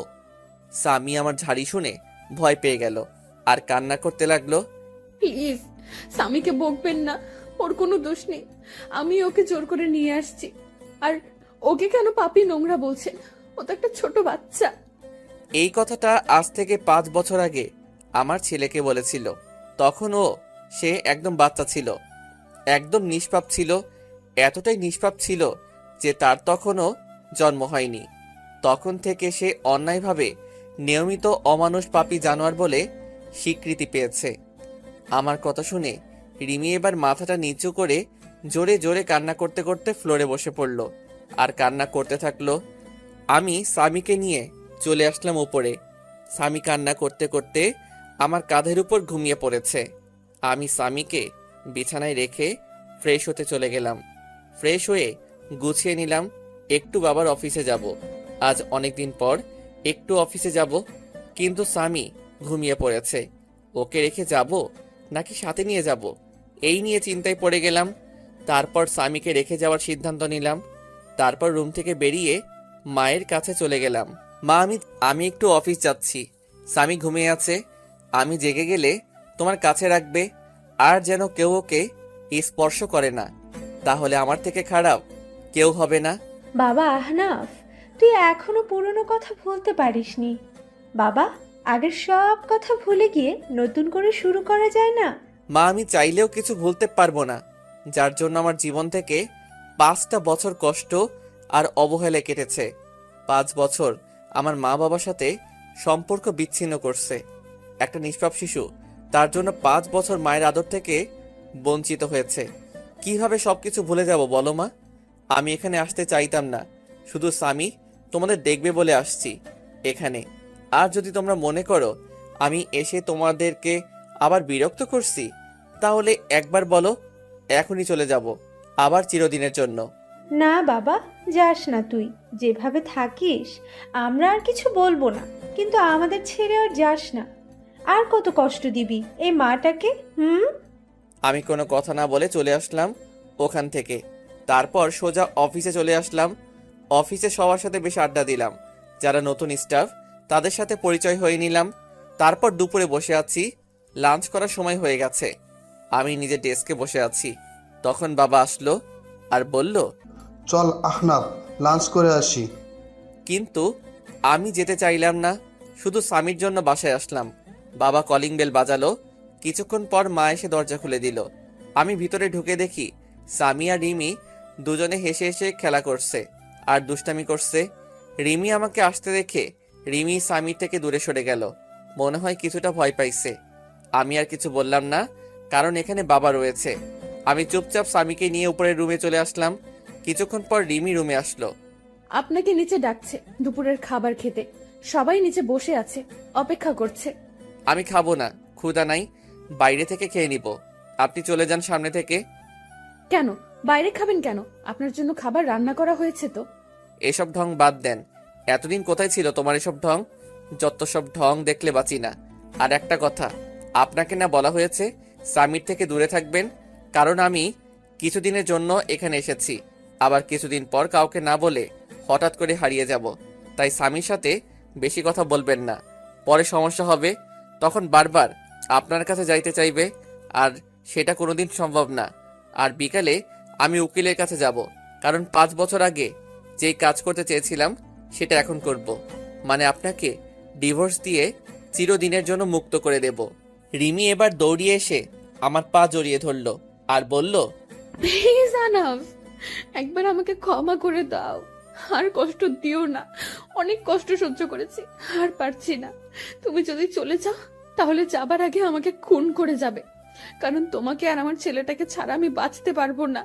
তুমি চলে যাবার আগে আমাকে তোমার হাত দিয়ে খুন করে চলে যাবে, তাহলে আমাকে আর কোনোদিন কষ্ট পেতে হবে না। রিমির কান্না দেখে আমার খুব খারাপ লাগলো, খুব কষ্ট হতে লাগলো। কারণ রিমিকে তো আমি পাগলের মতো ভালোবাসতাম, এখনো ভালোবাসি। কিন্তু আমার রাগ আর অভিমানের কাছে আমার ইগোটা বারে বারে হার মেনে যাচ্ছে। তখন স্বামী আমাদের কাছে আসলো। স্বামী সোজা গিয়ে রিমির সামনে গিয়ে রিমির চোখের পানি মুছে দিচ্ছে। আম্মু, তুমি আব্বুর পা ধরে কান্না করছো কেন? তুমি কেঁদো না আম্মু, আমিও কিন্তু কেঁদে দেব। আর আব্বু, আম্মু তোমার কাছে কিসের জন্য মাপ চাইছে? তুমি আম্মুকে মাফ করে দাও আব্বু। স্বামী, তুমি তোমার দাদু ভাইয়ের কাছে যাও। আর তুই আমার ছেলেটাকে নিজের করে নিয়েছিস, যে তোর হয়ে কথা বলছে তোকে ক্ষমা করে দিতে পারি। তাহলে আমার জীবন থেকে 5 বছর ফিরিয়ে দেই, যেখানে আমি প্রতিনিয়ত অবহেলা পেয়েছি। তোর কারণে আমি 5 বছর মা বাবার থেকে দূরে থেকেছি। তোর কারণে মায়ের কাছ থেকে যে অবহেলা পেয়ে প্রতি রাতে কান্না করেছি, কষ্টে বুক ফেটে চিৎকার করে কান্না করতাম। দিতে পারবি সেই চোখের পানি? তোর জন্য আমার ছেলেটা 5 বছর মায়ের আদর থেকে বঞ্চিত হয়েছে। ফিরিয়ে দিতে পারবি আমার জীবনের সবচেয়ে কালো অধ্যায় ভুলিয়ে দিতে?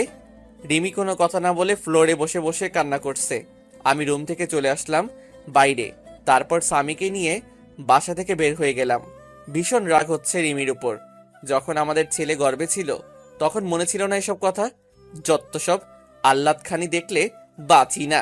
তারপর সোজা ভালো একটা উকিলের কাছে আসলাম, যেন 20 দিনের মধ্যে ডিভোর্স পেপার রেডি করতে পারে। তারপর উকিলের সাথে সব কথা বলে বাইরে চলে আসলাম। রাত 9টার সময় আমি আর স্বামী বাইরে থেকে কিছু খাবার খেয়ে রাতে বাসায় আসলাম, কারণ স্বামীকে আবার বেশি রাত পর্যন্ত বাইরে রাখা যাবে না। তাই বাসায় চলে আসলাম। বাসায় এসে রুমে একটু রেস্ট নিচ্ছি, তখন রিমি আসলো আমার রুমে। আম্মু রাতের খাবার খাওয়ার জন্য ডাকছিল, আপনি আসবেন না? না, আমি আর স্বামী বাইরে থেকে খেয়ে এসেছি, এখন আমরা কেউ ডিনার করব না। আর আপনাকে না মানা করছি আমাদের উপর কোনো রকম অধিকার ফলাবেন না, তাও আপনার লজ্জা করে না?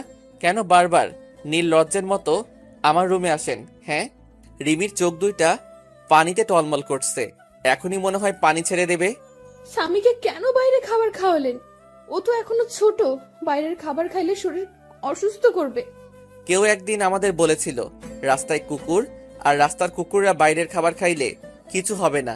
আর এই 5 বছর আমরা বাইরের খাবার খাই, তাই আপনি বেশি অধিকার না দেখিয়ে নিজে নিজের মতো থাকবে, আর আমরা আমাদের মতো। রিমি এবার কান্না করে দিল, কারণ এখন তার বলার কিছু নেই। কারণ এই কথাগুলো রিমি একদিন আহনাফকে বলেছিল। তাই রিমি আর কিছু না বলে রুম থেকে বের হয়ে গেল। আব্বু, তুমি আম্মুকে সব সময় কাঁদাও কেন? তুমি জানো না আব্বু আম্মু আমাকে অনেক আদর করে, নিজের হাতে খাইয়ে দেয়, জড়িয়ে অনেক আদর করে আমায়। আব্বু, আমরা এখানে সারা জীবন থাকতে পারি না, আর দাদু ভাইটা অনেক ভালো, খুব আদর করে আমাকে। না আব্বু, আমরা এখানে থাকবো না। যদি এখানে থাকি তাহলে তোমার কাছ থেকে আমাকে আবার আলাদা করে দেবে। আর তুমি কি চাও বাবা যে আমি তোমার কাছ থেকে দূরে সরে যাই? না আব্বু, তুমি আমাকে রেখে চলে যেও না, আমি তোমার কাছেই থাকবো। কিন্তু আমরা যে কদিন এখানে আসি সে কয়দিনে আমি আম্মুর কাছে একটু আদর পেয়ে নিই। আমি স্বামীর কথা ভেবে কি বলবো কিছু বুঝতে পারছি না। কি করব? ছোট বাচ্চা একটা, কোনোদিন মায়ের আদর পাইনি, এখন তাও আমি তার আদর থেকে দূরে সরিয়ে দিচ্ছি? না বাবা, তুমি যত ইচ্ছা তোমার আম্মুর কাছে যেতে পারো, কিন্তু আমরা এখান থেকে চলে যাওয়ার পর কিন্তু আম্মুর জন্য কান্না করতে পারবো না। আচ্ছা, মনে থাকবে আব্বু। তাই বলে স্বামী এক দৌড়ে নিচে চলে আসে আর তার মায়ের কোলে উঠে পড়ে জড়িয়ে ধরে। কি হলো? আমার বাবাটা আজ আমার কাছে? কি ব্যাপার? তোমার আব্বু দেখলে যে আমাকে খুব বকবে। না আম্মু, আব্বু বকবে না, আব্বুই তো তোমার কাছে আসতে বললো, আর তোমার কাছে থেকে যেন আদরগুলো নিয়ে নি। স্বামীর কথা শুনে রিমি স্বামীকে জড়িয়ে ধরে বেশ কয়েকটা চুমু দিল। আমাকে একটু তোমার হাতে খাইয়ে দেবা? তুমি যখন খাইয়ে দাও তখন আমার খুব ভালো লাগে জানো। রিমি আর কিছু বলল না, কান্না করতে করতে এক প্লেট খাবার নিয়ে এসে খুব যত্ন করে খাইয়ে দিল। তারপর খাওয়া শেষে রিমি স্বামীকে আহনাফের রুমে দিয়ে আসতে গেল। ধন্যবাদ আপনাকে। হঠাৎ কিসের জন্য ধন্যবাদ বলছেন? এই যে স্বামীকে আমার কাছে পাঠালেন তাই। আমার কোনো ইচ্ছা নেই আমার ছেলেকে আপনার কাছে পাঠাবো। স্বামী জেদ ধরেছিল, আর আমরা আর 20 দিন এখানে আছি, তাই স্বামী যেন সব সময় হাসি খুশি থাকে, সেজন্য আপনার কাছে পাঠাইছি। আপনি যে আবার অন্য কিছু ভাববেন না। আর 20 দিন পর আমরা আবার চলে যাব। আর আমি উকিলের কাছে গিয়েছিলাম, বলছে 20 দিনের মধ্যে ডিভোর্স পেপার রেডি হয়ে যাবে। প্লিজ আপনি চলে যাবেন না। আমি স্বামীকে ছাড়া থাকতে পারবো না। দরকার হলে আমি স্বামীর আশেপাশে যাব না, তবু আপনি চলে যাবেন না। খুব কষ্টে কাটিয়েছি এই 5টা বছর। প্রতিটা রাতে আপনার জন্য কান্না করেছি, আর সব সময় দোয়া করেছি যেন আপনি আমার ছেলে সুস্থ থাকেন।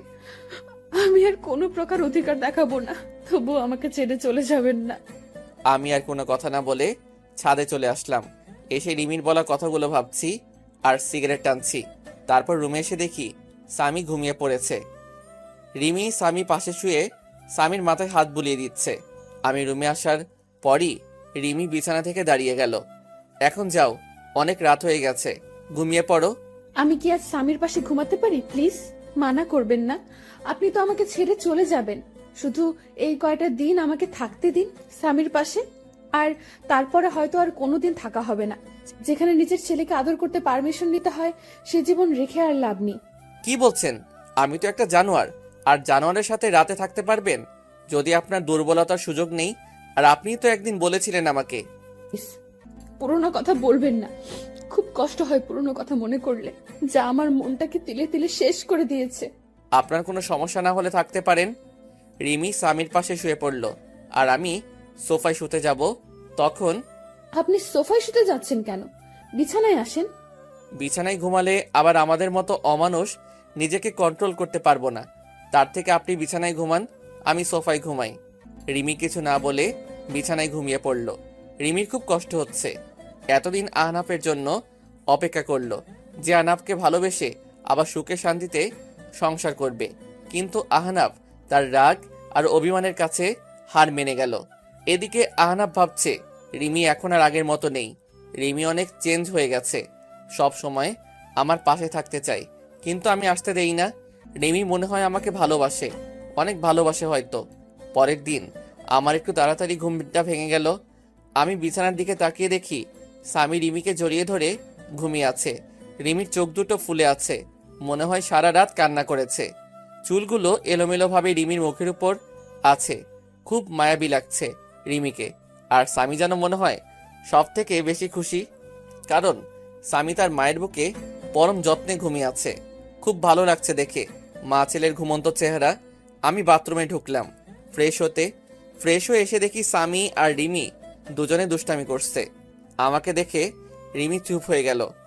আমি বাইরে বের হয়ে আসলাম। বাইরে থেকে হালকা নাস্তা করে বাসায় চলে আসলাম। বাসায় এসে দেখি রিমি, মা আর স্বামী তিনজনে বসে বেশ আড্ডা দিচ্ছে। বাবা আহনাফ, সকালে নাস্তা না করে কোথায় গিয়েছিলি?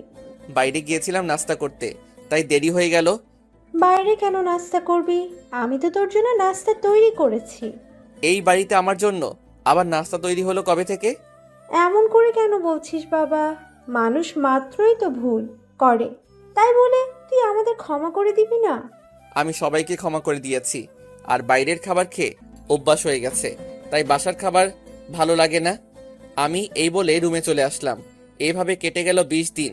এই 20 দিনে রিমি আমাকে অনেক ভালোবেসে ফেলছে, তা রিমির আচরণে বুঝতে পারছি। রিমি এই 20 দিন প্রতিদিন আমার রুমে ঘুমাতো। রিমি আর স্বামী বিছানায় আর আমি সোফায় ঘুমাতাম। রিমি আমাকে আগের তুলনায় এখন বেশি কেয়ার করে। কাল বিকালে চলে যাব আবার ঢাকায়। কাউকে কিছু বলিনি কখন যাব। পরের দিন সকালে উঠে চলে গেলাম উকিলের কাছে, ডিভোর্স পেপার নিয়ে বাসায় আসলাম। কিছুক্ষণ পর রিমি আমার রুমে আসলো স্বামীকে নিয়ে।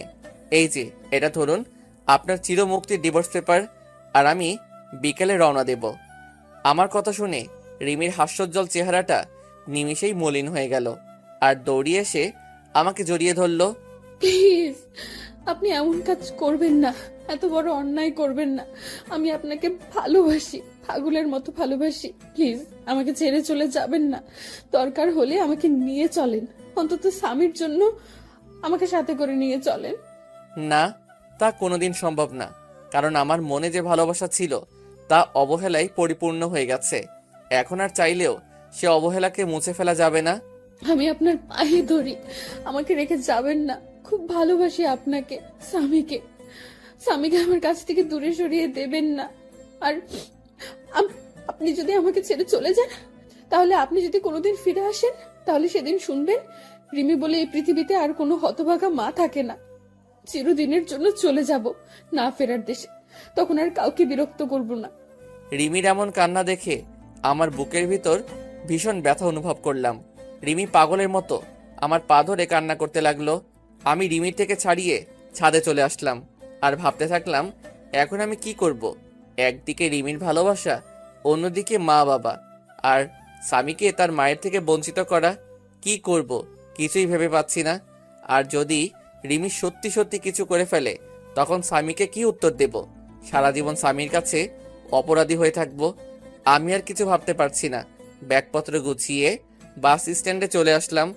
আসার সময় মা আর রিমি পাগলের মতো কান্না করছিল। কাউকে ছেড়ে আসতে ইচ্ছে করছিল না। বাসের জন্য বাস স্ট্যান্ডে বসে আছি, তখন হঠাৎ করে ফোনটা বেজে উঠল। ফোন হাতে নিয়ে দেখি বাবার নাম্বার। আমি ফোনটা রিসিভ করলাম। তারপর বাবা যা বলল সেটা শোনার জন্য আমি কোনো আশা করিনি। বাবা আহনাফ, তুই যেখানে থাকিস তাড়াতাড়ি হাসপাতালে চলে আয়। কেন বাবা, কি হয়েছে? মায়ের কি কোনো কিছু হয়েছে?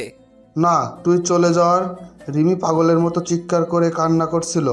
তারপর রিমি দৌড়ে তার রুমে গিয়ে দরজা আটকিয়ে দেয়।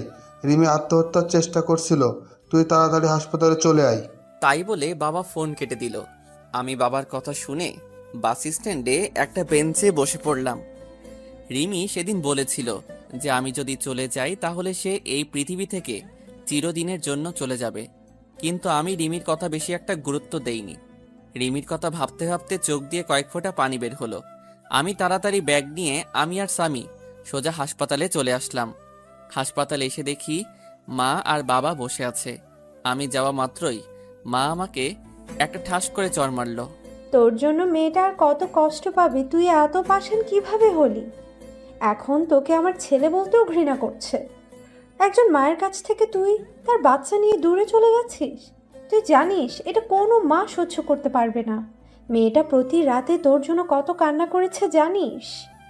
প্রতিদিন আমাকে জড়িয়ে প্রচুর কান্না করতো আর বলতো, মা তুমি আমার ছেলে আর স্বামীকে ফিরিয়ে দিতে, কিন্তু আমি কিছু বলতে পারতাম না। আজ যদি আমার মেয়েটার কিছু হয়ে যায়, তাহলে চিরদিনের জন্য আমাকেও হারাতে হবে। আমি মায়ের কথা শুনে মাথা নিচু করে কান্না করছি। প্রচুর কষ্ট হচ্ছে। রিমির এই অবস্থা দেখে। আজ যদি রিমির কিছু হয়ে যায় তাহলে আমি সারা জীবনে নিজেকে ক্ষমা করতে পারবো না। আর স্বামীকে কি বলবো আমার জন্য তার এই পৃথিবী থেকে চলে গেছে। খুব কান্না পাচ্ছে, বাবাকে জড়িয়ে কান্না করতে থাকলাম। কিছুক্ষণ পর ডাক্তার বের হয়ে আসলো। আমি দৌড়িয়ে ডাক্তারের কাছে গেলাম। ডাক্তার, আমার রিমি এখন কি রকম আছে? কি হলো ডাক্তার সাহেব, কথা বলছেন না কেন?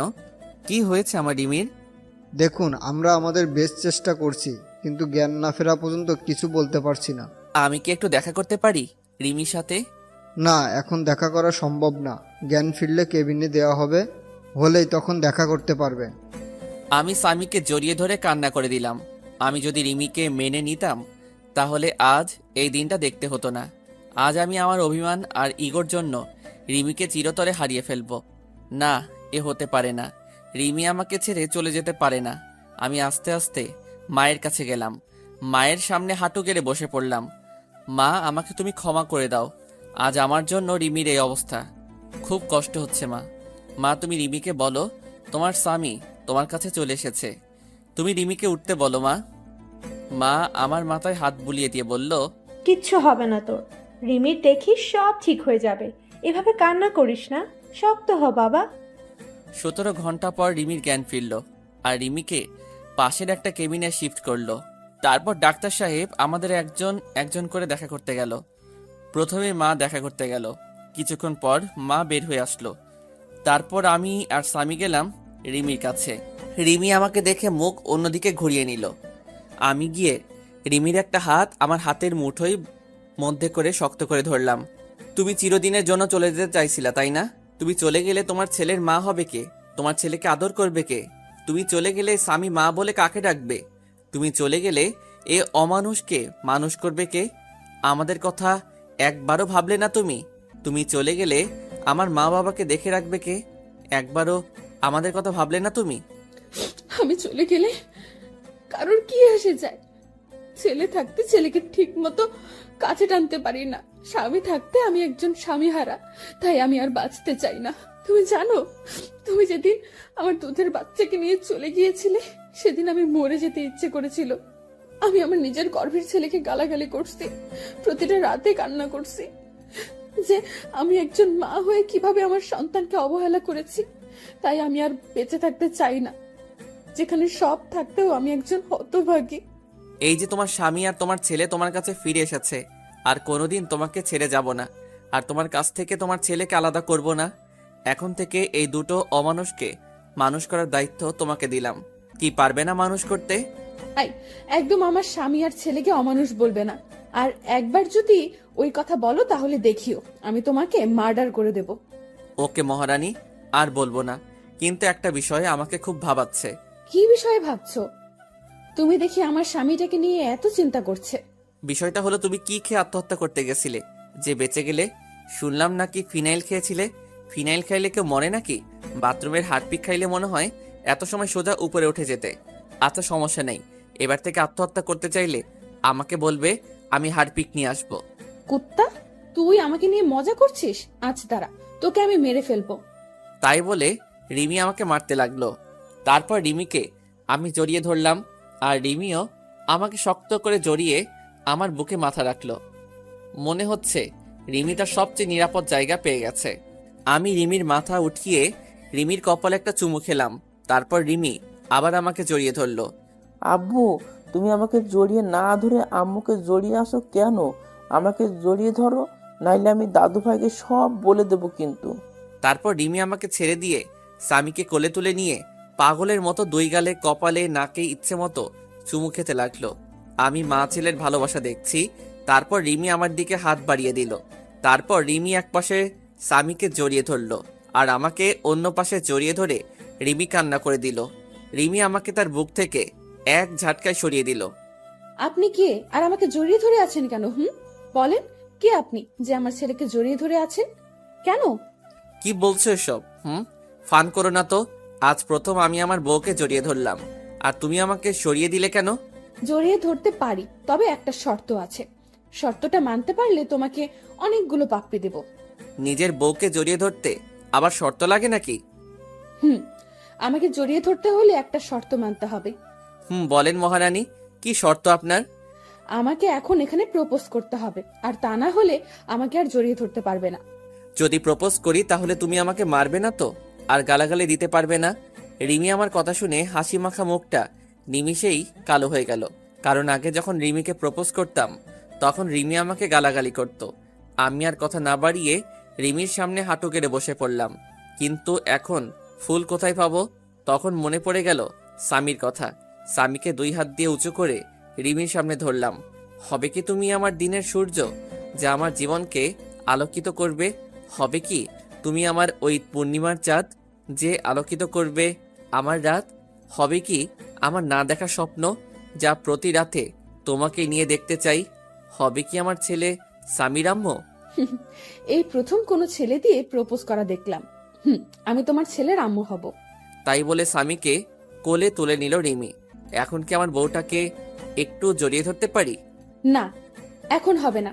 স্বামী আছে এখানে, আগে বাসায় যাব, তারপর তোমাকে সব সময় বুকে শক্ত করে জড়িয়ে ধরে রাখবো, যেন আমাকে আর কষ্ট দিয়ে চলে যেতে না পারো। কে বলল আমি আমার সুইট বউটাকে রেখে চলে যাব? রিমির নাক টেনে বললাম। তারপর রিমি আর স্বামীকে 2 হাত দিয়ে দুজনকে জড়িয়ে ধরলাম। রিমি যেন আমার বুকের সাথে মিশে যেতে চাইছে। এই রিমি, হুম, আই লাভ ইউ সোনা। আই লাভ ইউ টু জান। তারপর হঠাৎ করে দরজায় ঠক ঠক আওয়াজ আসলো। আমি রিমিকে ছেড়ে দিলাম। দেখি মা, বাবা আর ডাক্তার কেবিনে আসলো। ডাক্তার রিমিকে একটু চেক আপ করে বলল আগামীকাল রুগীকে নিয়ে যেতে পারেন। তাই বলে ডাক্তার চলে গেল। কি ব্যাপার, আমার মেয়েটাকে অনেক খুশি খুশি লাগছে আজ। অনেকদিন পর মেয়েটার মুখে হাসি দেখলাম। দোয়া করি যেন তোরা সব সময় এমন খুশি হয়ে সুখে শান্তিতে ঘর সংসার কর। রিমি মায়ের কথা শুনে কিছুটা লজ্জা পেল। কিছুক্ষণ পর একটা মহিলা এসে রিমিকে জড়িয়ে ধরে কান্না করে দিল। রিমিও সেই মহিলাকে জড়িয়ে ধরে অঝোর ধারায় কান্না করে দিল। আমি আস্তে আস্তে বাবার কাছে গেলাম। বাবা, এই মহিলাটা আবার কে? একে তো কোনোদিন দেখিনি। আরে বলদের বাচ্চা বলদ, এটা রিমির মা, তোর একমাত্র শাশুড়ি আম্মা হয়। কি? আগে বলবে তো যে ইনি আমার শাশুড়ি হয়। আসলে রিমির মাকে কোনোদিন দেখিনি, তাই চিনতে পারছি না। আমি তাড়াতাড়ি গিয়ে রিমির মার পা ধরে সালাম করলাম। রিমির মা আমাকে দেখে কান্না করে দিল। তারপর কিছুক্ষণ গল্প করে সবাইকে বাসায় পাঠিয়ে দিলাম। মায়ের সাথে স্বামীকেও বাসায় পাঠিয়ে দিলাম। আমি সারা রাত রিমির পাশে থাকবো, তাই সবাইকে বাসায় পাঠিয়ে দিলাম। এই, তোমার ক্ষুধা পেয়েছে না? না, আমার ক্ষুধা নাই, তবে কেউ যদি আমাকে নিজের হাতে খাইয়ে দিত তাহলে একটু খাইতাম আর কি। এত ঢং না করে সোজাসুজি ভাবে বললেই হতো। কি আমি ঢং করছি? দাঁড়া, ওখানে আমি আসছি। আমি আর দাঁড়িয়ে না থেকে বাইরে এসে কিছু খাবার আর ফলের জুস কিনে রিমির কাছে আসলাম। তারপর রিমির হাত ধরে রিমিকে উঠালাম। তারপর একটু একটু করে খাইয়ে দিলাম। আমি রিমিকে খাওয়াচ্ছি আর রিমি আমার দিকে এক দৃষ্টিতে আমার দিকে তাকিয়ে আছে, আর চোখ দিয়ে টপ টপ করে পানি পড়ছে। আমি রিমির চোখে পানি মুছিয়ে দিলাম। এই পাগলি, কাঁদছো কেন তুমি? তুমি যদি আমার উপর রাগ করো আবার চলে যাও, আমি সেদিন সত্যি সত্যিই মরে যাব। দূর পাগলি, কোথাও যাব না তোমাকে ছেড়ে। খুব ভালোবাসি তো পাগলিটাকে, তাই আর ছেড়ে যাব না। তারপর রিমি আমাকে একটু খাইয়ে দিল। তারপর রিমির বেডের পাশে একটা এক্সট্রা বেড আছে। আমি রিমির কপালে একটা চুমু দিয়ে পাশের বেডে ঘুমাতে যাব। তখন রিমি বলল, কোথায় যাচ্ছ তুমি? কেন, আমি ঘুমাবো তো, তুমি ওখানে ঘুমাও, আমি এখানে ঘুমাই। রিমি এবার রাগ করে কোনো কথা না বলে মুখটা অন্যদিকে ঘুরে বসে পড়ল। আমি রিমির কাছে গিয়ে রিমিকে আমার দিকে ফিরিয়ে বললাম, এই পাগলি, রাগ করছো কেন? হঠাৎ করে মুখটা বাংলা পাঁচের মতো করলে কেন? রিমি আমাকে জড়িয়ে ধরে আহ্লাদি কণ্ঠে বলল, আমার সাথে আমার বেডে ঘুমাবে তুমি?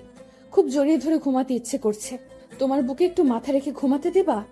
তারপর পাগলিটাকে বুকে জড়িয়ে ধরে ঘুমিয়ে পড়লাম।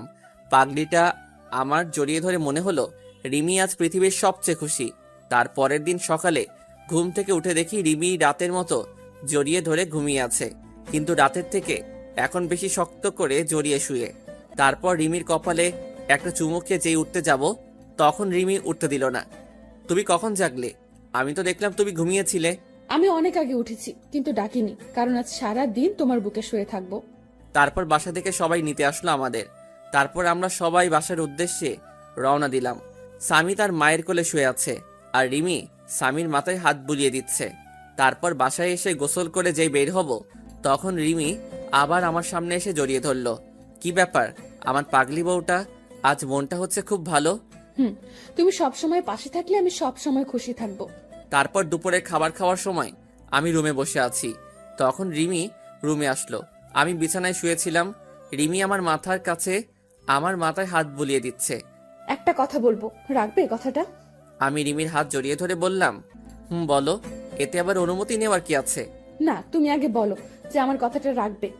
আচ্ছা ঠিক আছে, তোমার কথা রাখবো, এবার বলো।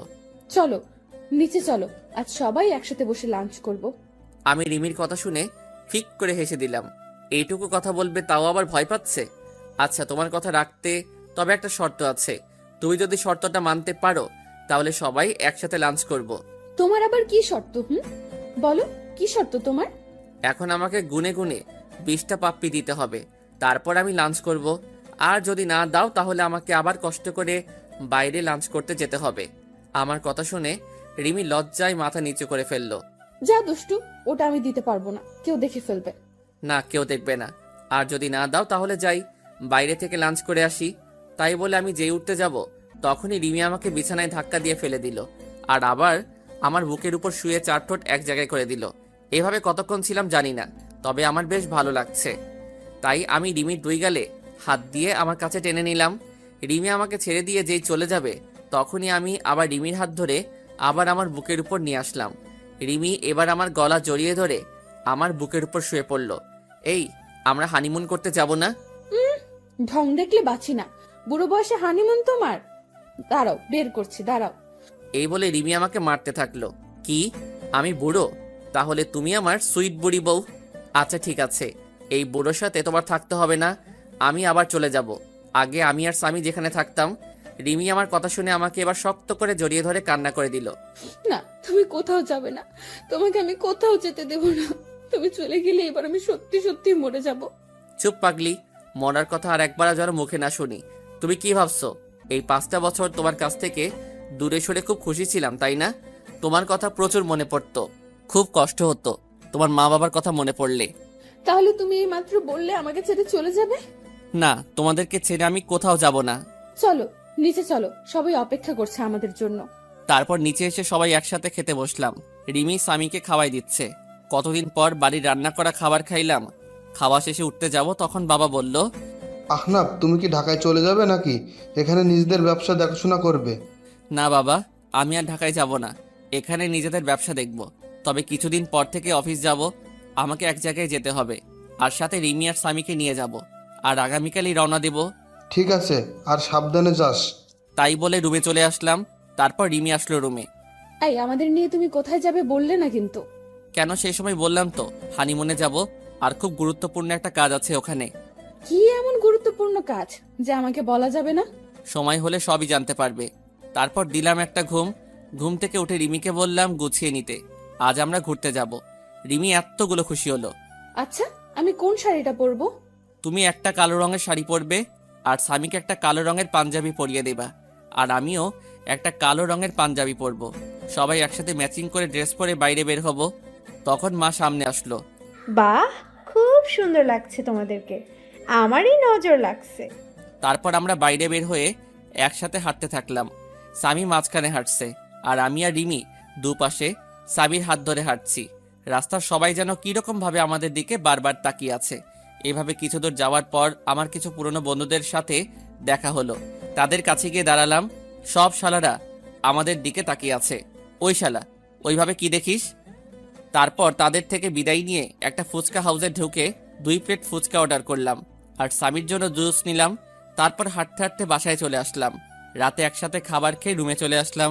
কিছুক্ষণ পর রিমি স্বামীকে কোলে করে নিয়ে বিছানায় ঘুম পাড়িয়ে দিল। তারপর আমি শুয়ে পড়লাম। রিমি স্বামীকে একপাশে রেখে রিমি মাঝখানে চলে আসলো, আর আমার বুকে মাথা রেখে শুয়ে পড়লো।